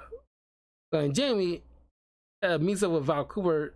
One of like, okay, why it's like you guys sending your crew of flunkies our way. We didn't do anything with but then she points out she needs help because there's this terrorist cell, I think X-Cell or something like that, as attacking political officials because they think the government has something to do with M-Day, which is they call it M-Day. And of course there isn't us, and of course Jamie knows it's not them. That's why he doesn't want to tell her what they know. He knows like he was on Cyclops about that, about not coming clean about that, but I guess it's different because it's like it's like a mutant problem and regular people just can't know. Is already enough that other superheroes that's not mutants already know this, but even they are keeping it close to the vest because they don't want to start an all-out panic. But he decides like X Factor Investigations will handle the situation. And of course, his kid was like probably like 20 something, but he's drawing like he's probably like 18, 17 or something like that. Darn near 16, hell. But other panels he's drawn very short, like he's almost 10. And a matter of fact, talking about like inconsistent artwork or nobody paying attention to what the previous guy was doing. Here, this kid is depicted as a white boy. And an issue or two later, he's depicted as like a black kid. So clearly it was like, weirdly, like, and I know it's like different artists, but it's like, you don't check back, or nobody at the editor's space is like, yo, you can't have like, one moment you have him looking like a white kid and then the next one you draw him as black. That's kind of off. But he's trying to this kid is trying to recruit or team up with Quicksilver, knowing that Quicksilver is out to help mutants because they just frustrated, and at a certain point it's like, okay, we're going to handle things ourselves, and the the government is to blame. Of course, Quicksilver's not going to divulge the real story. He's like, I need more mutants on my side, and this is the best way to do it. And to practice, giving, bestowing powers to former mutants, even though he knows it's not perfect. And he comes to realize he needs a filter, essentially. So there's a funny moment where I had to include this slide because there's a funny moment where officers are interrogating Richter, and they ask like, who's the leader of Excel? And it's like, well, kind of got a square head, kind of got yellow skin, he's probably sickly, he lives on the water. On the water? Yeah, keep going. Yeah, under a pineapple. And then of course Val comes in, is like, Richard, you can go. And like, John, you don't have kids, do you? Like, no, ma'am. Like, obviously. Obviously he's referencing SpongeBob. And she was like, now I got that stupid song in my head. That part is fine. I enjoy that panel. But everybody's question Lila's like, you gotta know something, tell us what we need to do. And she's trying to explain to them like, don't worry about it, it's all going to resolve themselves. But they kept pushing, so she relents. Was like, fine. She gives everybody a piece of paper. You go here, do this. You go here, do that. You go here, do this. You go here, do that. And so they all pair it up. And then this is a funny moment where Siren and Monet are up by a street corner, just waiting essentially, and some car stops by them. They think they're hookers and it's like, how much for the both of you?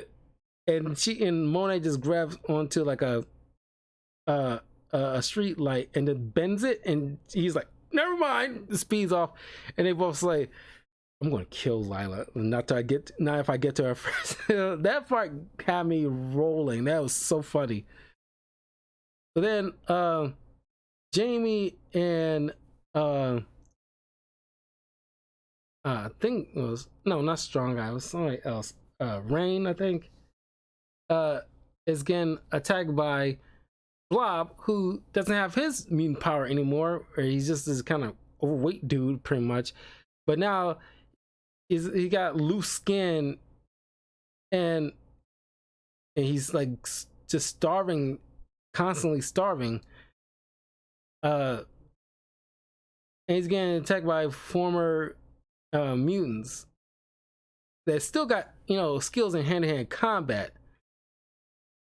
There's one mutant named Fatale, like Femme Fatale, who's still like kind of skilled with like blades and everything like that, and one of them is coated in poison, while one of the dupes is like a Zen martial artist that's very good at hand-to-hand combat, but gets nicked by the poison. But Jamie, endangering of his life of absorbing him while he's filled with poison, normally he would cause that dude to further duplicate to dispel the poison, to dilute it, then reabsorb him. But didn't have no kind of time because Blob and the others are getting away because they knew they had some kind of connection to Excel. And all the while, Jane was with somebody else, but like Rain was with Strong Guy, and it was told like by Lila to go to this particular street and open up this manhole cover. And of course, Rain doesn't want to go in there because her sensitive canine smell refused to go in like that awful stench. But then the car that Blob and Fatale, and we later see Marrow, and of course they also team up with Callisto, but Callisto's with Quicksilver. But they're on this high-speed thing, and of course they can't catch up. But because Strong Guy lifting up the manhole cover, they speed by and get into a car wreck. It's all machinations led by Lylla, knowing exactly what's going to occur. Reaper is also with Callisto and the others kidnap Richter because Quicksilver sees that they can use Richter to kind of like, you know, filter the powers, you know, from through Quicksilver into Richter to the intended target that needs to have their powers back, so that way it won't cause like just, you know, insta death. And of course, Richter's been hesitant because he wants to get his powers, but he's also don't want to die in the attempt. Of course, like I said, it's temporary. It seems to work against two of the XL members. And this is where I'm talking about, like, now all of a sudden he's black. And see, like, you know, a whole crowd full of Jamie Deuce with trash can lids like Spartans charging against the building Quicksilver is being held up at. And then Lylla just shows up out of nowhere, just broke in because he knows stuff, and plays a tape that she snuck during the conversation between X-Men and X-Factor, with Cyclops confessing what really went down during M-Day in front of Quicksilver and all the other XL people. And of course, Quicksilver is trying to stop her because now everybody, at least those who are former mutants, that's trying to at first think like, oh, they can team up with Quicksilver, or forced to team up with Quicksilver. Now I realize Quicksilver's been lying, and then him and his psycho sister has been the root cause of all their suffering. And the little guy, you know, who was supposed to be like the leader of this XL, because he got his powers back, ends up costing him his life, and he ends up blowing himself up. The other X-Men XL members run away in like a pocket dimension thing. Hopefully they would not die. I'm pretty sure they survive at some point. And that's when Richter, who temporarily got his powers back, used his powers to extricate all the, because Terrigen stones that's inside Quicksilver's body that help him do the things that he's been doing, it's still rock, earth-based technically, and he pushes it out very violently. Surprisingly, didn't kill him. Quicksilver manages to get away. So that's the end of that little arc with Quicksilver.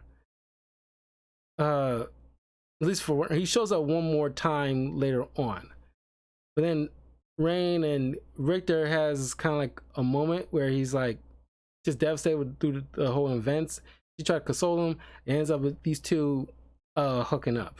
It's just everybody just, you know, banging everybody in this thing. It's like I don't know what kind of ship that Jamie's running here, but it's like everybody's just hooking up with everybody except Guido. Guido's the only one that didn't hook up with anybody. Then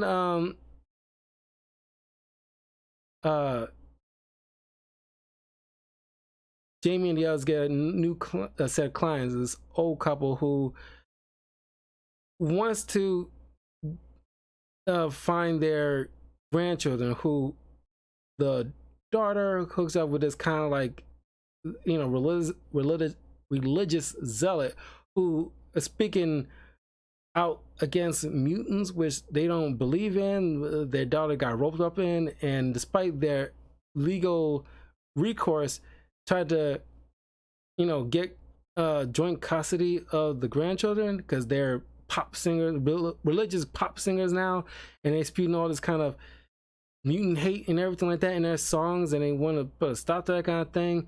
So Jamie sends Monet and Siren to go deal with that. Oh well, Jamie meets up with this guy named uh Joseph uh hmm, Joseph Uber, and it comes falling right back around for what like the Jamie detective warned Jimmy Prime about. This Joseph Uber meets up with Jamie and X Factor, and then convinces Jamie to call in Cyclops, who brings Beast along, and he pitching this idea about uh you know marching, doing like a million man march kind of situation. Even though it's only probably like 200 actual active. Well, if you count like former mutants, doing like a million man march towards Washington to make a declaration or put it on a vote or a ballot to make uh, mutants an endangered species. Now there's so finite of them, and legally, I don't see uh uh well, I remember this one of my favorite comedians named DL Hughley many years ago tried to put in like went to Washington, actually pitched the idea of making black people an endangered species, given the fact that like like we get 2 minutes, given like certain black people's living conditions in America, depending on where they at, and then so many of them die by cops. And this is long before the pandemic, long before George Floyd kind of situation. It's just like that exacerbated the already big issue in the black community. And he tried to make black people an endangered species, even though the Congress couldn't pass that or even put it to a vote, because it's like, we don't want to treat you guys, we essentially be treating you guys like animals, and that's not constitutionally in every which way morally, that doesn't sit right with us. So no, we can't put black people as an endangered species, because that seems kind of weird and foul. But this is, that his pitch reminds me of that incident years ago. But he bringing that up, that idea to them, and they just seems like all on board with that kind of thing. They don't know why, but they seems all on board about it. Then Lila, because the Paris little girl, the French girl, was staying with them for a while, because Lila doesn't have a good feeling about this girl, but she ends up finding a pregnancy test left by Monet in a bathroom, which reads as positive, but Lila takes it, intends to destroy it, and then the Paris girl shows up, hits Lila with a rock, pushes her in the river, and crushes the pregnancy test. And then she calls Uber, saying like, "Oh, it's done." Clearly, like this guy has some kind of powers, or he's influencing all these mutants he's talking to. All the while, like Monet and Siren are dealing with the whole situation with the grandkids, and turns out that they're involved in this too. They're being manipulated too by this Uber guy, who trying to get Monet out the way because he has trouble. His powers. He has trouble with other psychics around. So now that coincidentally, Quicksilver pulled Lila out of the river because he was wanting to kill her himself, but she managed to get away from him. Calls Jamie and warns him about this guy named Joseph Uber, and Uber knows like, oh, the jig is up, so he ends up attacking Rain, Jamie, and Strong Guy. And of course, he ends up having the ability to. He's also a mutant himself, but his mutant ability is pretty much kind of like leeching powers off of nearby mutants, but it's like too much for him. He actually had to take medication because it's also maybe because I'm not sure if he's connected with like a psychic nearby that also he can't control, like you hear everybody's voices, or when he's acquiring like abilities he's also getting their essences. There's like a panel where he's like hearing, like seeing like astral projections that everybody's, I guess he's connected to or something or other. It's just like it's too much for him. Prior to M Day, it was like he had to put himself in isolation so he can at least relatively can think. But now that the population is severely diminished, now he's control it. It's actually he's behind the machinations with Singularity and all the stuff leading up to this point. Well, no, he wasn't like no, he said he was part of that. It's like a wider machinations involved. But we'll get to like the final boss of this entire run. So they try to take, you see you got Colossus, Steel Skin, and Optic Blast. He later tries to attack, Richter tries to help, but he use Iceman's powers to put him behind a sheet of ice. But for some reason, maybe because it's still remnants of his powers still roaming around in his DNA, or something to do with Quicksilver with the Terrigen Mist kind of situation. I'm not sure which one. I like to believe it's the former, not the latter, where Uber's powers are not working, is again dismissed by being in proximity with Richter for some reason. So now he's kind of like, okay, I gotta deal with this is where like Monet and Simon realize that something's up. So Monet goes supersonic and goes fly back to the States to try to find out what's going on. So Richter is actually the one holding his own against this guy, because so far nobody's actually able to like take on this dude because he's a combination of so many mutant powers.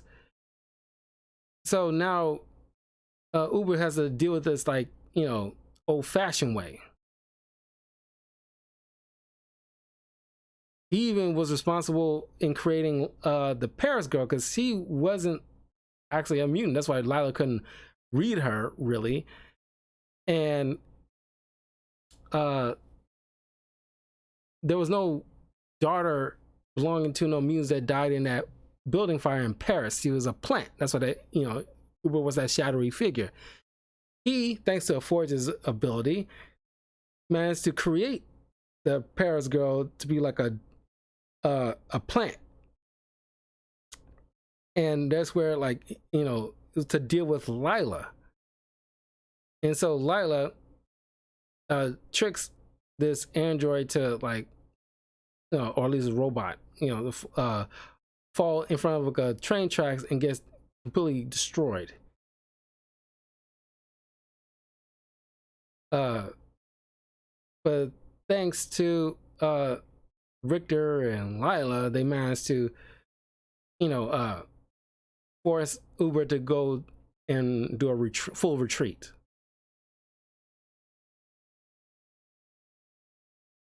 Of course, you want to know what happened. Why didn't like Jamie and the others help him? Because thanks to Uber's powers, he teleported them into like in like a snowy wasteland where Jamie had to use a bunch of dupes to try to keep them relatively warm in like a human igloo. But thanks to Richter, he managed to get the remote. It wasn't like the power, but it was like a remote that sent them away. Now he transported them back so that before they end up freezing to death. And this is a part where Rain decides to quit X Factor,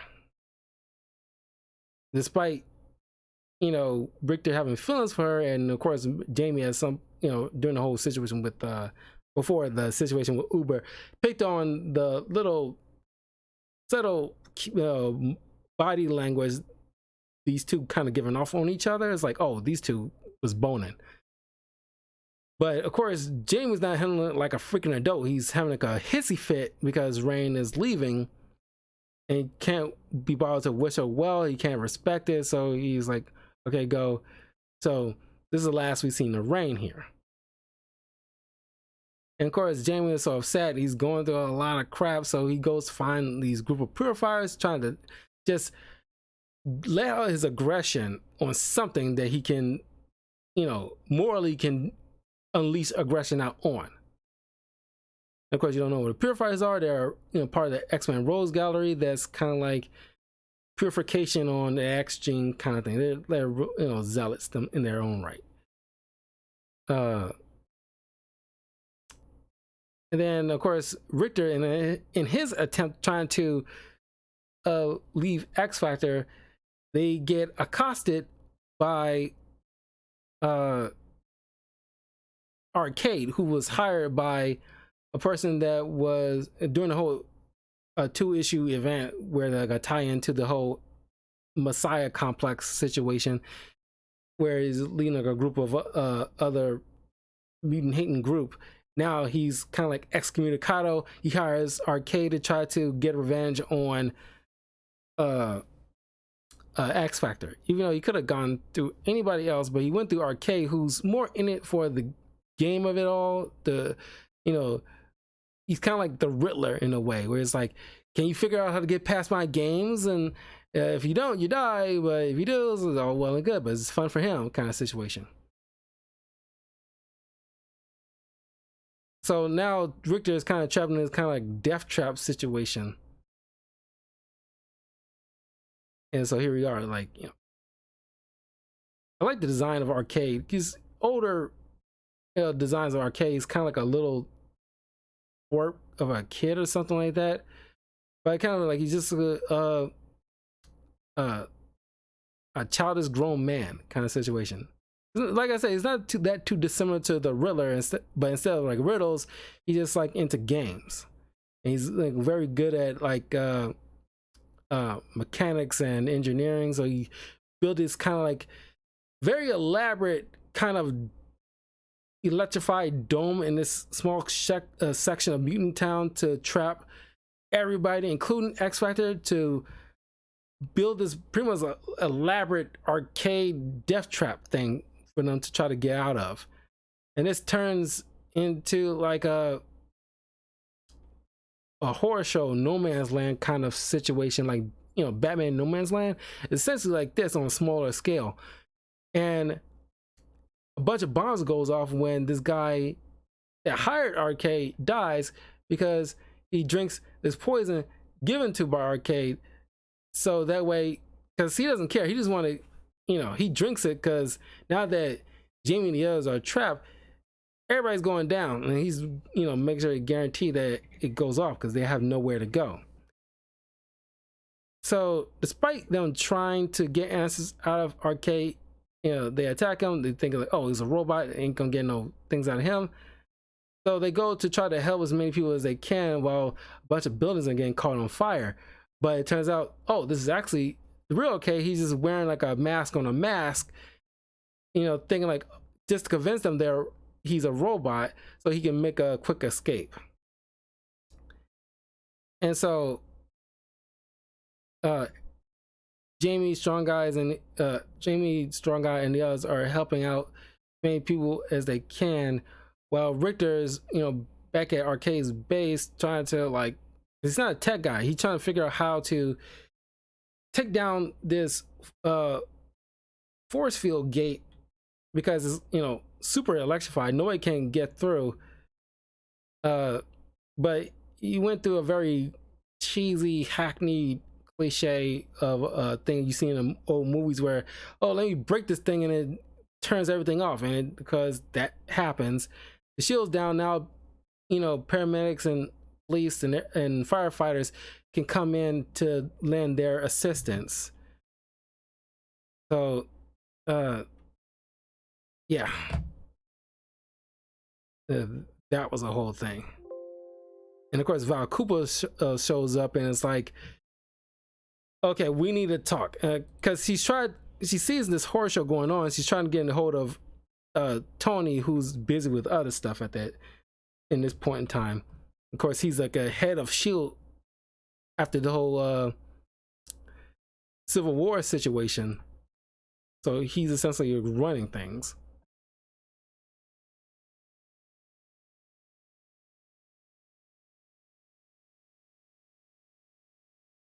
So she's like, okay, we're gonna get like a handle on you guys, because Jamie meets up with this old Jewish guy who sees this M on Jamie's face, which during the whole Messiah Complex tie-in, Forge hired Jamie to split himself into bring out two duplicates, because trying to figure out how to fix the situation with like the House of M kind of scenario, and try to get deal with like the whole Cable situation and getting people's mutant powers back, blah blah blah. So he goes through the two dudes go into two separate portals. Lila ends up jumping into one of the portals with one of the duplicates, and it's a one-way thing because Forge wasn't the machine wasn't designed to bring anybody back. They figured like, oh, it's the safest route to get a dupe to go. So when it dies, all the information that it learns goes back to you, so you can relay the information to us. So Lila and that dupe and get stuck in the future, at least a parallel future, where they pretty much meet up with Bishop in like those concentration camps, very Days of Future Past-esque kind of situation, or yeah, where they get branded with M's on their face when Lila steals one of Bishop's grenades to kill that Jamie, so that way he can gather all the information he knows and send it back. So she's stuck in this future, which upsets Jamie because like he becomes to rely on her and she's part of the team. Now he's kind of like, he's bugging about that. And the other dude went into a different different timeline altogether. We will see that guy show up in the end. But anyway, the old man sees this brand on his face because once that dupe dies and comes back to Jamie, for some reason, it's never fully explained why, that brand, maybe it's mental trauma or something, I'm not sure, it kind of forced that tattoo to stay on his face. And it's like, that is so clunky. And because I'm pretty sure there's so many dudes that has like different haircuts and all this other stuff they do on the outside of their body or to their body that once reabsorbed, he doesn't adopt them. So it's kind of out of nowhere for the sheer fact that this particular dude, that tattoo, stays on his face or emerges on his face. But it's kind of, the old man sees this and he compares it to his the numbers that you see, like, old Jewish people had to, had branded on them from the concentration camps, pretty much serial number of them. So he compares that to them because it's very one-to-one. And he mentions to Jamie to not let them forget, because if they forget, they end up doing the same thing all over again. Which, from what I hear, many Jewish families go through retelling of the Holocaust and everything like that, so they can pass that down, so they always remember, so that way that kind of tragedy that stunt will never be pulled on them ever again, kind of situation. And this the guy dies on his way to the hospital, which really affected Jamie.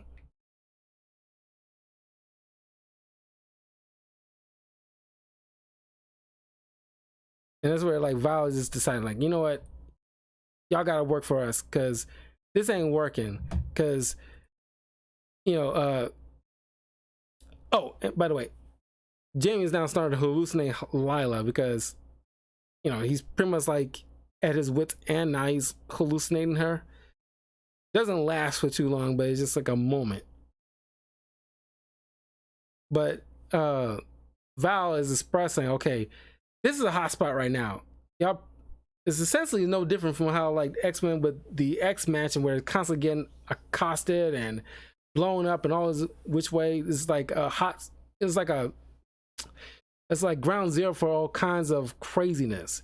And now instead of having like a secluded mansion where not many civilians are around to get hurt, you're in the middle of a city with your investigation building where people who wants to get at you knows exactly where you are, and you're putting civilians in harm's way. You're gonna have to work for us because we can't just let you act, either disband or work for us, because we can't have you guys gone doing your own thing because it's like not working out.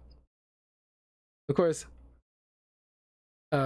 Jamie has time to think on this, decides F you, so they plant a small bomb to just blow up the building itself, so that way they can make a clean getaway. They go up to, no, they go to Detroit.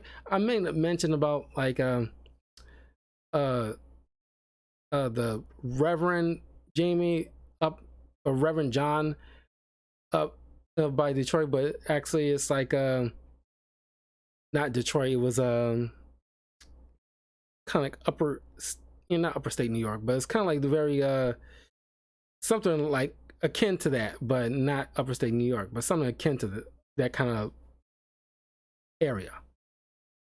But now they run things in like a little spot in Detroit, but they got like they're starting to get new members on this part of the story arc, where is after the situation with the couple of issues with the secret invasion with the Skrulls and everything like that, and Longshot shows up, you know, because he got luck-based powers and he feels like he's needed here.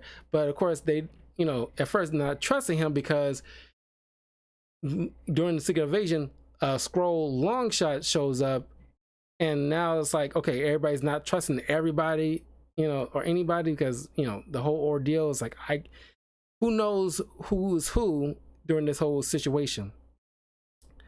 But they eventually believe him. And he becomes part of like the team for a bit. And one of their clients turns out to be the father of Darwin, the mutant who can adapt to anything. The poor person who, well, in the comics he's Hispanic, but in the first class he was like a black guy who was unceremoniously killed off, you know, which is still bothers a lot of people when they think about like the pros and cons of first class. But the father hired Jamie and X Factor to find their son. They do find him, but as the father and son walk away, it turns out the father sold off his own son to these mysterious groups who wants to experiment on Darwin, and the father gets shot for his troubles, and now he's lying in a coma. So now the doctors called up the investigation team because they found their number in the guy's wallet. So they've, you know, so they, you know, decided, like, okay, we need to figure out like what happened. So yeah, and at this point, I kind of skip over this part. You know, I mentioned Monet found out like she was, you know, pregnant, but I guess because of her power, she kind of forced herself to miscarry. So that was a, you know, that became non-existent. But then Siren realized she's pregnant, but she decided to keep the baby. uh, and so now she's like, about to pop at this point. So Strong Guy and Longshot go to the hospital to meet up with uh uh Jamie and the others, and of course the lead detective isn't allowing them to question or do anything to the comatose father, but because Longshot's powers, where he's just irresistible to people who are just interested in men. And it's like, Monet is just immediately smitten with him, and this detective, who turns out, I guess, to be a homosexual, is immediately smitten and is like, oh please, here's my number, call me. And it's like, you can talk with, do whatever you can, like whatever. And it's like, because along with luck-based powers, he just got power charisma kind of situation. So thanks to Longshot's powers, you can also peer inside the memories of the person, because Monet, despite her psychic abilities, she's unable to reach inside a comatose mind, because it's kind of like, trying to read a broken record. But thanks to Longshot, he sees what happened and that what the father did, and the license plate of the vehicle that took Darwin. He relays the message to Jamie and the others, and of course they're really pissed. Like, I can't believe a father would sell off his own son for money. And so Jamie's got so mad he punched the wall, not hard, but just like damn it.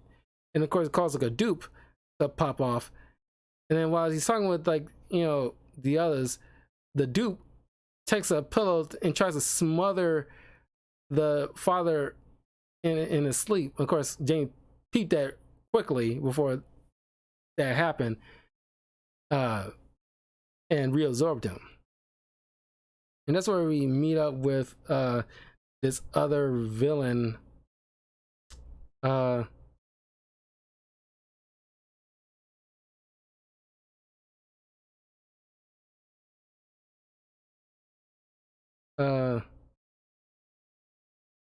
Oh, he got like a gill face for some reason. I don't know why. I don't know if it's supposed to be some kind of goofy kind of beard, or just like he got to be like a mutant in his own right or something.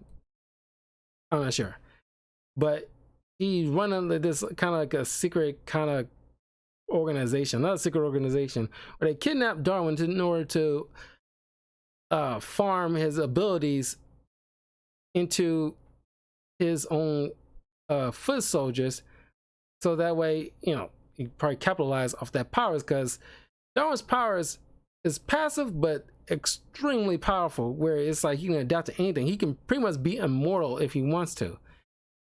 You'd be hard pressed to figure out a way to actually kill Darwin, even by nothing. It's like not even psychic probes or anything like that. He will adapt to pretty much anything.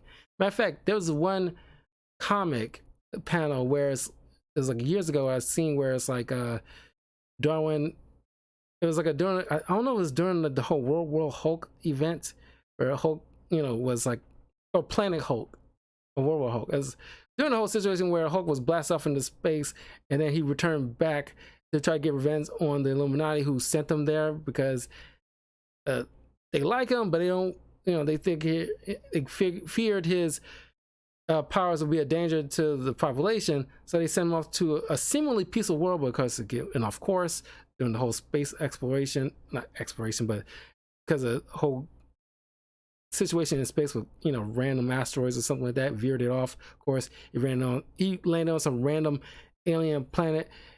He comes back pissed off.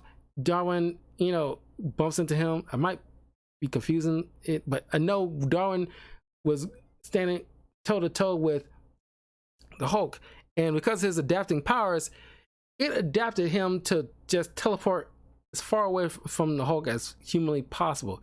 Because the best course of action to adapt towards something like the Hulk is just not be there. I thought that was kind of cool. So Longshot, Jamie, and the others track down the owner of the vehicle, and he pretty much busted him. And they which leads them to another clue to track down the vehicle. Well, they, thanks to Long Shot reaching inside the guy's mind, they end up tracking down the secret base, and of course the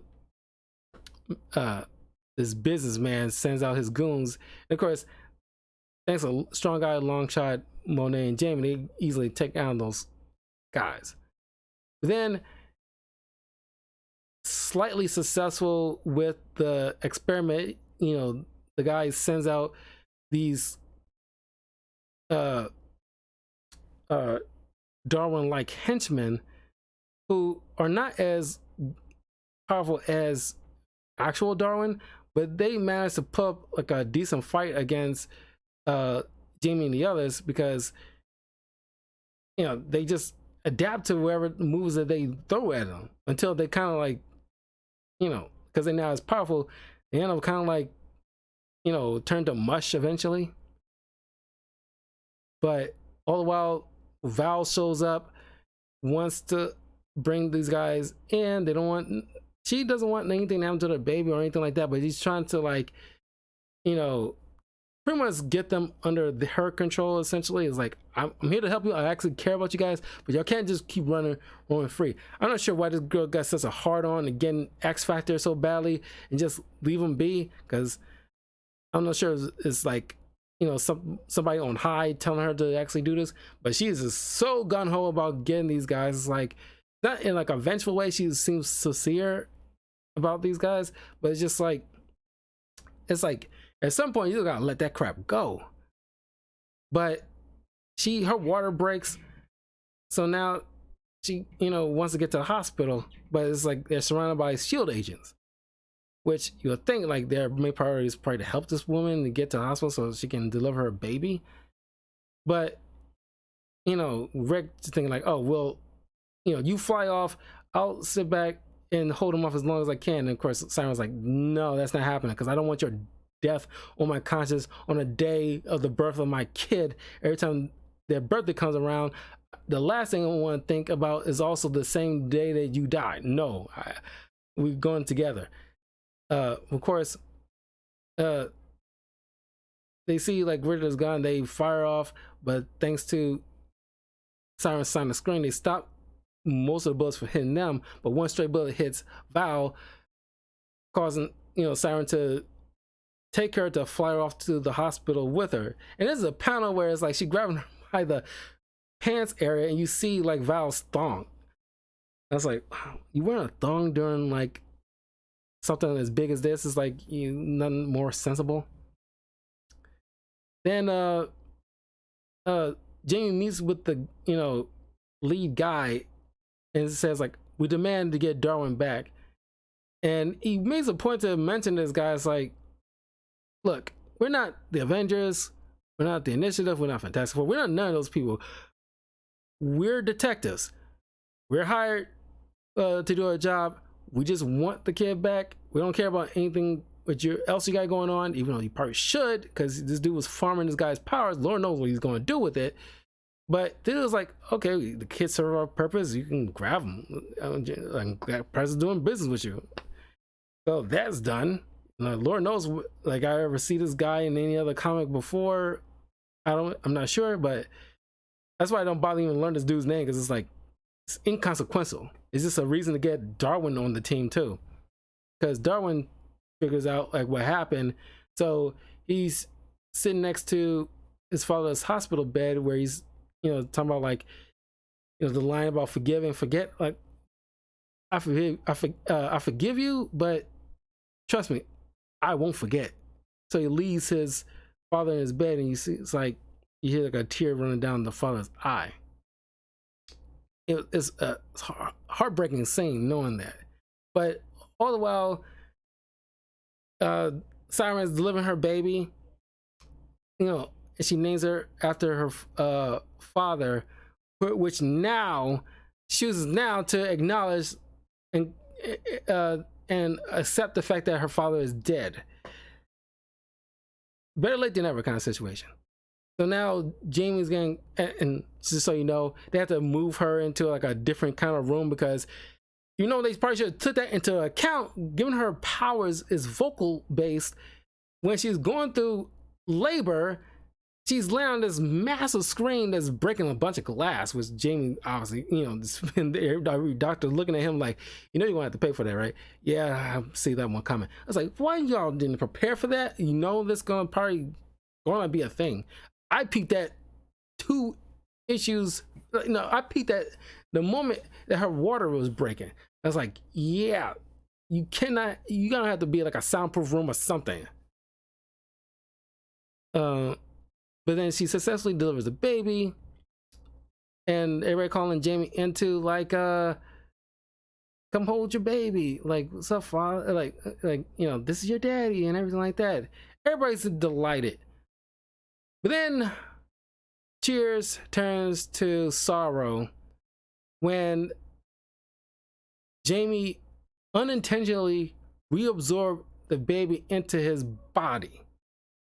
And because the baby was part duplicate, because it was his duplicate that impregnated Siren, and maybe because it was like a newborn, wasn't like, I don't know, you know, because Jamie points out, like, I thought because it was half Siren's kid, the reabsorption won't work, but he thought wrong. So now Siren is beside herself. She's clawing at Jamie's chest, trying to get the baby back. Everybody's pissed at him, but except for like you know, Strong Guy and Longshot, and Darwin, because Darwin and Longshot probably was pretty much indifferent because they're just coming into this whole situation.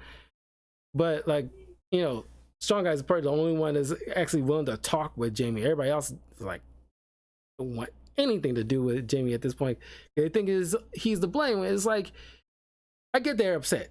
This is a very devastating moment, but for a good long while, Siren is just like,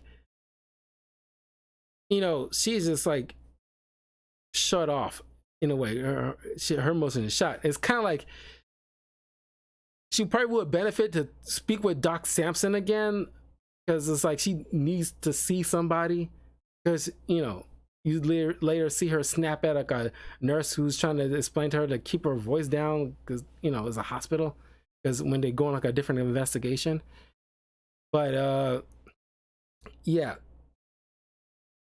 Jamie at this point is like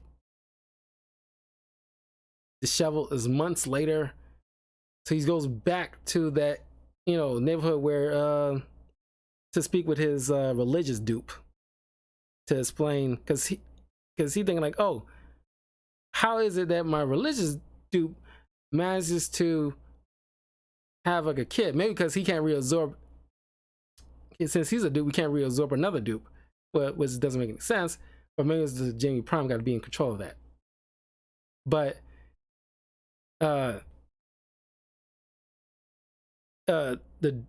religious dupe explains to Jamie, which is kind of hinted at, he didn't fully elaborate, but it's pretty much like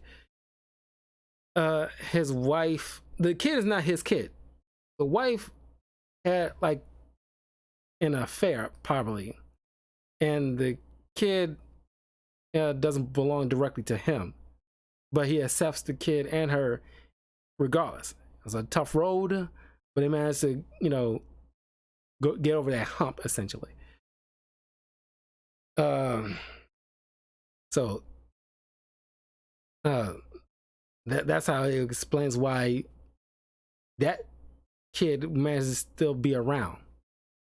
But Jamie just needed somebody to, only person that understand him was him. But he's planning to like delete himself. He got himself a gun, and he just needs somebody to let the others know what happened to him after he do the deed, and you're the only person that I trust to do this. But the priest trying to stop him, but Jamie used some kind of like knockout spray to knock him out, so that way he can do the deed.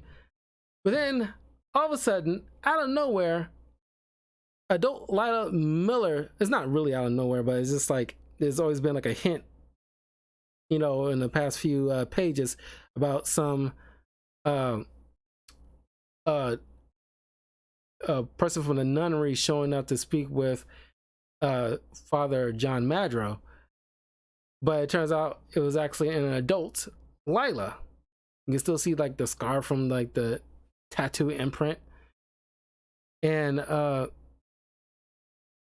Jamie Prompt is just ecstatic to see her, and she pretty much pulls a Terminator. It's like, come with me if you want to live. And so they end up teleporting to the future where she was at.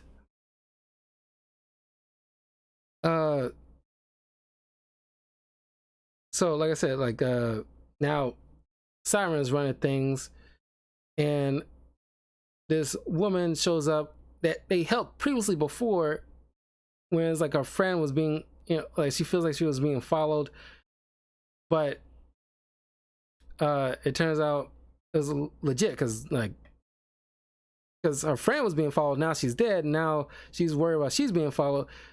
So Longshot says he believes her.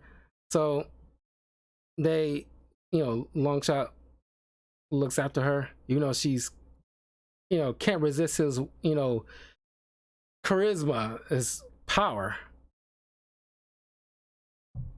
Jamie wakes up in the future with a sentinel attacking him and Lila, but then they meet up with Cyclops' daughter Ruby, who is like an alternate potential kid that isn't like a real thing current days, but at that time it's like a different alternate timeline of a kid belonging to Cyclops, who in this timeline looks like almost like older Cable. I was like, man, it's like, yeah, I'm kind of glad with that design, where it's like, yeah, given the fact that, you know, Nathan is the son of Cyclops, it makes sense that the way Cable looks like in his older years was something akin to what Cyclops should look like in his older years. So I guess I'm not sure why Ruby looks, maybe it's because she got the same kind of octave blast as Cyclops, but it's more pitch black. And the whole Ruby, or I don't know, it's got something to do with the Ruby Cortex or something. I'm not sure, but she got red skin. I don't know why. But it's mutants, man, and they pretty much do, you know, look or do whatever. And so it turns out, yeah, the girl was being followed, and it turns out it was her mother is trying to assassinate her. But thanks to, I guess, her Longshot's power, she ends up, the charisma thing, I guess, she ends up turning the gun on herself, but the gun went off in her hand because his luck powers. When she actually had like Darwin at gunpoint. But then, you know, in present day, like after like, I mean, not present day, but in 80 years in the future, that's how far, you know, Jamie went. Him and Lila get into this argument, and she keeps repeating what he's going to say, but then as they get closer, they end up making out. And even in his inner monologue, he knows how weird this feels, because not too long ago she was this young girl. Now he's just like, you know, fully making out with an adult version of her. And I looked this up. These two are actually married in current comics right now. I think they actually do have a kid that he didn't reabsorb, because being from like a prime DNA, that wouldn't and not from a dupe, there's no reabsorption kind of situation. And I guess like Lila is the ideal person for Jamie, because she knows stuff. She mentions like, you need somebody to tell you to do stuff, because you can't do it on your own, at least for not long periods of time, because you're too used to being pulled in all these different directions. You know, I can focus you. That's why you need me. And, you know, we're going to argue, we're going to do this stuff, but, you know, nobody's going to love you like I do, like I will, kind of situation. Man, I kind of wish, you know, you had that kind of, every dude has that kind of girl like that, because it's just nice. This is where, like, Siren kind of snaps on people because she just not over the fact that she lost her kid in such a devastating way. And of course, Val has a heart to heart with her and mentions to her, like, I once miscarried, so I know what you're going through, kind of situation. And that's where it's like you get all these weird assassins coming after particular people, being manipulated by this guy named Cortex, and one of them being Shatterstar, who I didn't even know was he comes from the same dimension as Longshot, but he's also had a relationship with Richter, who I also did not know was bisexual, which also surprises Strong Guy because he has like a whole situation about that, which I'll get into in a little bit, where back in the future, Jamie is just like actually excited to see Cyclops again because it seems like a familiar face, and mentions that he gets back in his own time, but they need Jamie's help being a detective. They need to figure out, because it's like, so little mutants are left, and the future may be bad, but it isn't like the same way as like Days of Future Past bad, but it's probably still bad all the same. Where there's the big bad of this whole entire thing that's been, because old Trip is manipulating this other dude named Dr. Falcone. I can't help but think of Falcone from Batman,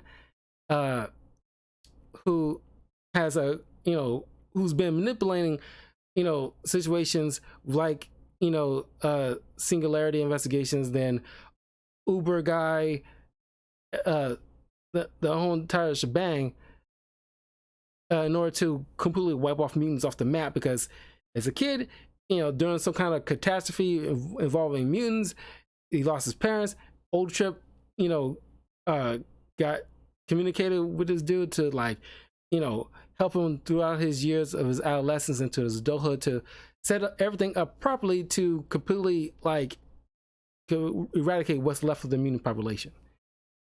And so in the present day of 80 years, they need to, there's been a situation where, like, some kind of time situation where, like, kind of his Cyclops members are being briefly blinked out of existence, like reappearing as messing things up. And so Jamie suggests, okay, we need a Reed Richards type, but Reed Richards is dead in this time. Well, I said a Reed Richards type. So the next best thing, they go to find Dr. Doom, who's like an old man at this point, Old Man Doom. And so now, back in present day, they're on a run from this mysterious assassin manipulating people at random. So trying to read the mind of the lady's mom, it caused like a massive feedback on Monet, and she gets like a taste of it and tries to attack Longshot, but she eventually, breaks free. So now they realize, okay, something's up, so we need to stash away this girl until we figure out who the assassin is and take him out. So Monet suggested, because they want, like, Darwin to look after her, he's got the best skill set to deal with this. But Monet offers, like, oh, I know a place, not many people know about this. It's kind of like a summer homes. They end up going to, like, I don't know, like back to Paris or some ritzy place. Not Paris, it's definitely still in New York, but it's a very richy place that only she knows about, like off the books kind of stuff, I guess. And so she comes dressed like, oh my gosh, like, best drawing of Monet ever. Yes, it's a little slutty, but at the same time, I can't complain either. She's just stunning. And like, this is, even the facial features, like, she got like perfect cheekbones and stuff like that. She got that very model kind of body and features. It's like very banging body. And then while they're getting wasted and the client falls asleep, they try to hit on Darwin, and she literally, like, I can hear her heartbeat. You can hear mine, and she puts his face right in her cleavage. It's like, "Arr!" It's like, and you get smothered, and it's like, oh my god, like I can't help but say, like, lucky bastard. But he like realizes like, I'm not cool. You're under the influence. It's not. I don't want to do this because I don't want to feel like I'm taking advantage of you. But then he quickly realized, okay, something is definitely wrong because you wouldn't like all this stuff you're doing is like kind of weird. But then you kind of realize, yeah, she's still being manipulated by this mysterious assassin. He pretend to let her, she breaking free, but she's still being manipulated. So he now Monet is going to attack Darwin, which powers is not going to be effective against him because as he's trying to use her super strength on him, he just turns to silly putty. So it's like not very effective. But she's like, you know what, fine. You're not really my target anyway, so I'm just gonna go ahead and kill her. But then he tries to stop her. Okay, that's the end of that slide. We're gonna be on the last one.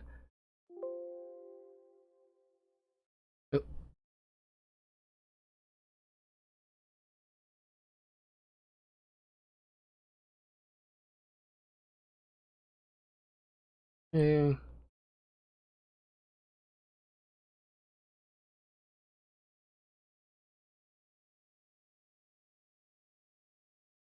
so now, like, mind control Monet is gonna be attacking Darwin out in the city streets, and then of course, thanks to Val, who uh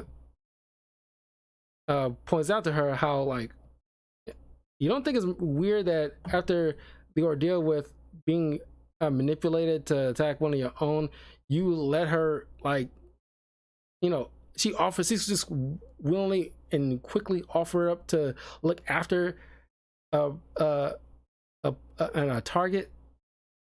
So Sai shows up to stop Monet. Back in the future, Jamie, Cyclops, and the others ask, Doom for assistance because they need this Doom lock thing that he created. It kind of like anchor things in a particular timeline, something or other. Very the MacGuffin thing. It's hard for me to like, keep that kind of thing straight.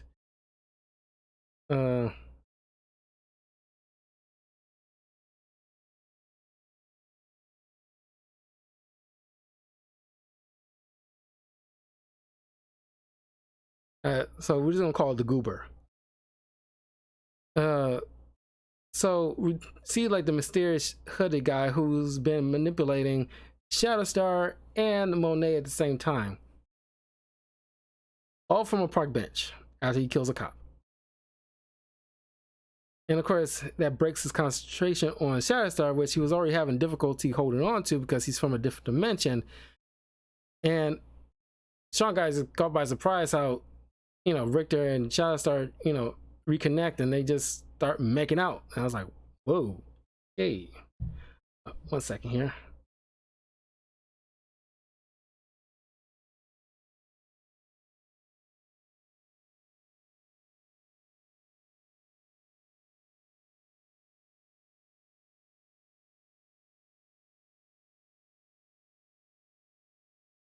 One second.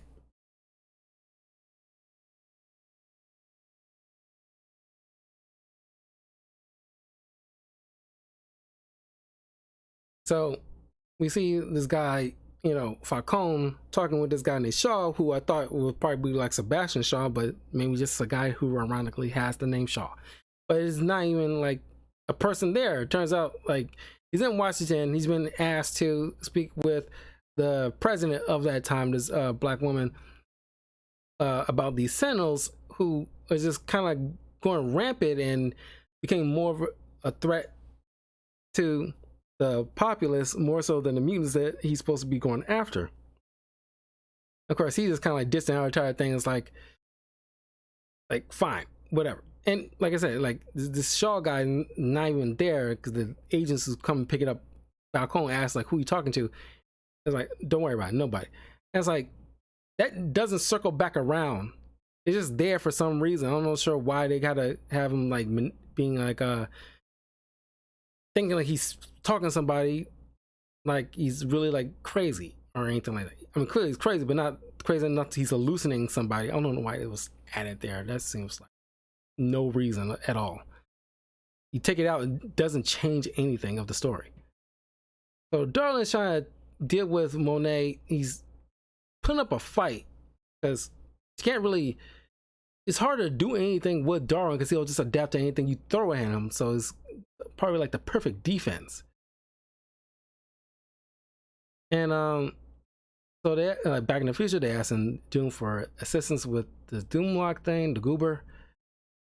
And okay, you see like Siren and okay, oh, and then like Falcone is manipulating things from the future with thanks to old Trip because he is controlling Cortex. And it's like, hey, Jamie is in our time. What's up with that? And it's like, I'm busy right now. And of course they manipulating him to come back. So, or at least, deal with the situation at hand. So he, this Cortex guy goes to find this, goes in the same location to try to assassinate this woman. He's gung-ho about it. And it's like, okay, he's taking out key targets as no, I'm thinking maybe he's going after this woman and other people that he went after because in the 80 years from now, Cyclops is like, okay, some people's looking at it as this for some reason, and maybe it's never really fully explained because that would help. Maybe it's because Cortex is going after these mutants or those who might birth future mutants, taking them out very Terminator style. And that's why he's so gung-ho about going after this seemingly ordinary woman, because she's like direct lineage to this other mutant member that's blackout or something like that calls blackout powers or something like that, that's working with Cyclops, and she for a brief instant blinked out of resistance or something. So it's like, okay, this Cortex guy is probably like just taking out key figures that might be birth future children, grandchildren, great-grandchildren down the line that would be part of Cyclops' little crew. So you need to take them out one by one kind of situation in the past. So that's what I'm thinking. Never fully explained. I could be wrong, but that's how I'm leading to believe. So then they send in these future Sentinels back in time. So now Siren and a manipulated Monet is dealing with these things, and Cortex is kind of like irritated. It's like, oh my god, this is more, you're complicating things more so than it needs to be. I can't even do my freaking job now. So and then Longshot randomly picks a building, and he luckily bumps into the guy that he needs to deal with. And of course, he tries to manipulate Longshot. He's having a difficult time, but Longshot sends out a knife that's randomly ricochets off of things and hits the guy in the back of the head.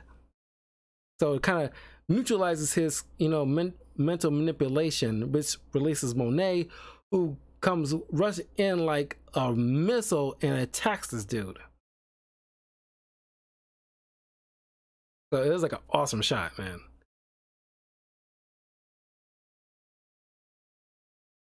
Of course, Monet and Siren managed to take out all these Sentinels. There's only like 3 Sentinels they managed to take out that was sent into the past somehow. And it turns out Cortex is actually a Jamie dupe. Remember when I mentioned about one of the dupes was sent into one parallel timeline that Lila went to? The other one then went to a different timeline where is where he eventually went nuts because he got trapped and manipulated, like Trip and Falcone to do their bidding in order to like take out key figures. Now he got like kind of weird powers now where he can't really fully kill him despite Monet and Siren's best efforts. So there's Trip, like, you know, old Trip still like hanging around, but you never get like a resolved thing. This is the last time we see him, and aside from like a flashback in a different panel, it's like, what's up with this guy? And it's like, you never get no resolution with this dude, because he's the only Trip that's alive. The other two younger ones, by comparison, died in that explosion in that building. But like you see, like Monet tries to take him out. He's still alive. He's just got crazy regenerative powers now for some reason. And then you see this moment where, like, you know, Strong Guy, Shatterstar, and Richter is trying to make their way towards Monet and the others. And Richter and Strong Guy is having this, you know, talk where he's like, you know, Strong Guy is just like, just caught off guard by this whole thing. Like, weren't you with you know, Rain? Like I thought you like Rain. Like, I really do like Rain, but I also had like a thing with Shatterstar. It's like, what's your problem? I was like, I ain't got a problem. It's just like, it's like, you know, whole situation where he's not like, obviously, you know, Strong is obviously not a bigot, but he's just kind of like caught off guard, and it's like asking questions, this kind of thing. But it seems comes off to Richter, it's like kind of like homophobic a bit. I don't know, but it's like, I understand Strong Guy a bit, because like, I don't know, maybe just the first time you actually seen, I don't know, it's the first time you actually seen two men kissing or something like that. Because, you know, honestly, it's like, it does, I am taken aback every time I see two dudes kissing. I do kind of, I'm sorry, I do kind of flinch a little. It's like, you know, it's like, I have no problem with it. It's just like, it's natural, but still I get that bit in my mind, and it should be freely, you know, be able to express that without, you know, being labeled like homophobic or anything like that. It's just like, you know, it's just that mindset. I have no problem with it. It's fine. It's cool. It's normal people. It's still people. But it's just like, you understand, you know, Strong Guy's, you know, not stance or anything like that. It's just like, ask a question. It's kind of like, okay, this is kind of out of blue, dude. It's like, whoa. But it's at the same time, Richter doesn't really have to disclose his like sexual preference to you, because like, it's, you know, because he points out like how you want me to do it, Guido? Do you want me to just walk up to you? It's like, hey, my name is Richter. My name is Julio Richter. Like, I'm also I'm a mutant, but I'm also homosexual. Like, you know, how do you think like that first conversation is gonna go? But then, yeah, you're back to the future, and of course, Doom's gonna doom, because Cyclops at this point in time is part, you know, robotic. Doom manipulated him, so now he's turning him against his daughter, which she managed to knock him out. But then, thanks to the Goober, they managed to teleport Cortex Jamie to 80 years into the future or present. And now, like, Lila sees him. It's like, you know, hey, it's, so now Jamie is going toe to toe with this one last dupe that he needs to deal with. And of course, yeah, there's the whole manipulated Cyclops thing, which is like a funny thing where Doom, he called him Mr. Klops, and it's like, please don't call me that. Like I'm really, I don't think we're like at that point where we can be so formal with each other. But it's just, he's laughing with him at this point. In Doom's old age, he can probably like let off like a couple of just like trolly jokes, like Mr. Klops. Wow. But then, like, during like Cortez's little rampage, Ruby's boyfriend, I guess, who used to be like a villain, because I forgot his doggone name, but remember in like that episode, or at least the 3-4 part episode in that 90s X-Men where Bishop and Days of Future Past, Wolverine and Storm tried to prevent Xavier from being murdered, and it was this guy who's done the deed but not realizing the consequences. Fitzroy, that was his name, Fitzroy, with that weird toad sidekick of his. Not toad, but it's like this like little gremlin type of sidekick he had roaming around with him. And she asked Lila to use a power to bring him back to life, and she has that power. The only drawback is because they won't have any souls, and that's probably why Fitzroy has like such like, you know, I guess a bad guy, because when he's brought back to life, he's not without his morals or soul. That's why what we know of him, he's always seems like a bad guy, I guess. Because he can create time portals too, and siphon off life force energy from a person. So she brought the guy back to life begrudgingly, because she doesn't like doing this.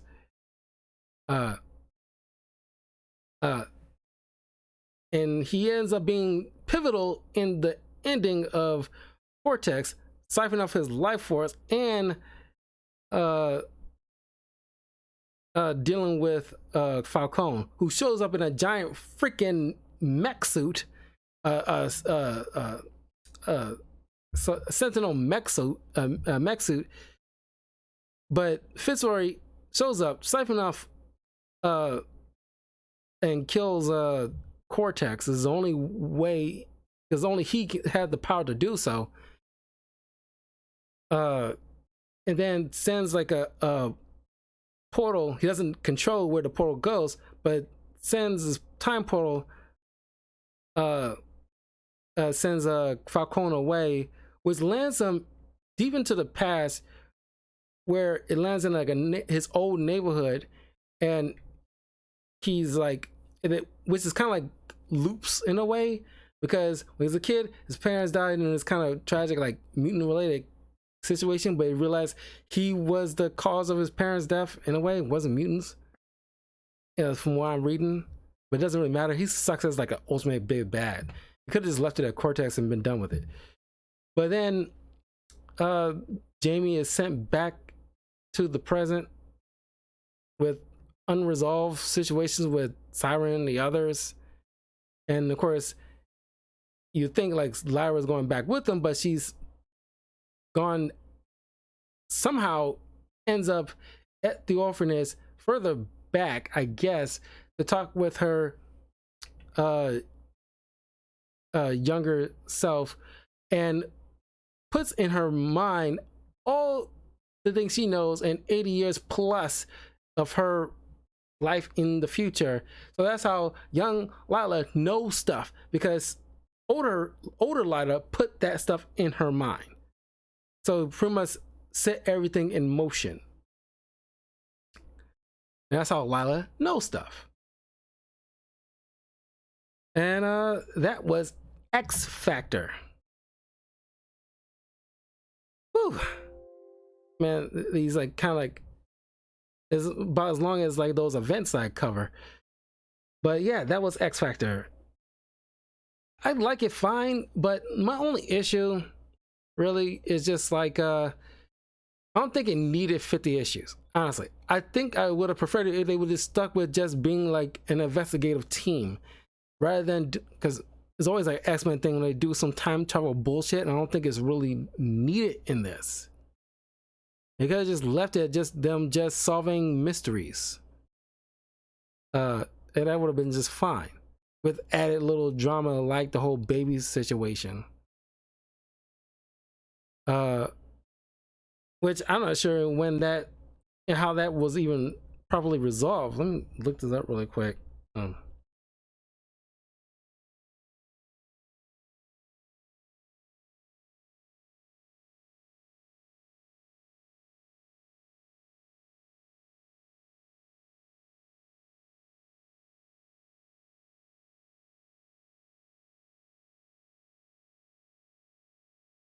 Right.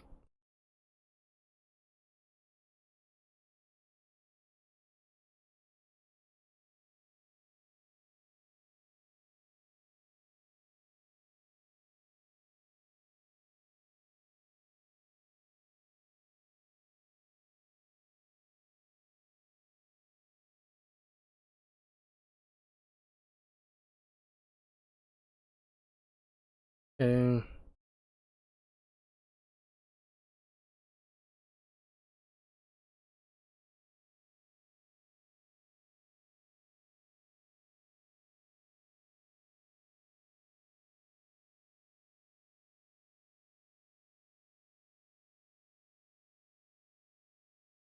and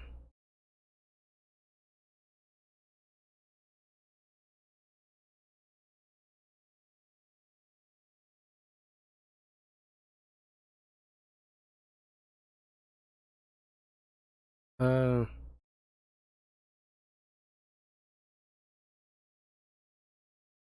okay, after some time, she disbanded X Factor and returned to her family's home in Ireland with Monet, who was hoping her friend would recapture her soul. Still, Monet felt she wasn't getting better and left, hoping to find a solution. During her time alone, Terry ran into Reverend John Madrox, one of James' dupes. After getting punched in the face by Terry, who thought he was the real Madrox, making fun of her faith, Reverend Madrox actually helped Teresa cope with depression and find her peace with God. After finally coming to terms with Banshee's death and reconciling her grief, Teresa retired the codename Siren and began calling herself Banshee in honor of her father. Shortly after this, she reconciled with Madrox and rejoined the team in New York. So yeah, thanks to Father Jamie or Father John or whatever. So good, nice little button in onto that little situation. Anyway, that was X Factor. The next comic we'll be reviewing will be X Force. I think I'm probably gonna stick with the '90s version with Cable leading the team. We'll see, but leave a comment below. Let me know what you guys think of X Factor. Do you have like a favorite variation? What do you think of this story? What do you think of Multiple Man? Because I think he was like a pretty cool character, very interesting, and like, you know, love they could do more with him in the future. But anyway, I will see you guys tomorrow for more FF7 Rebirth. And yeah. Yeah. So look forward to that. Take care and see you soon.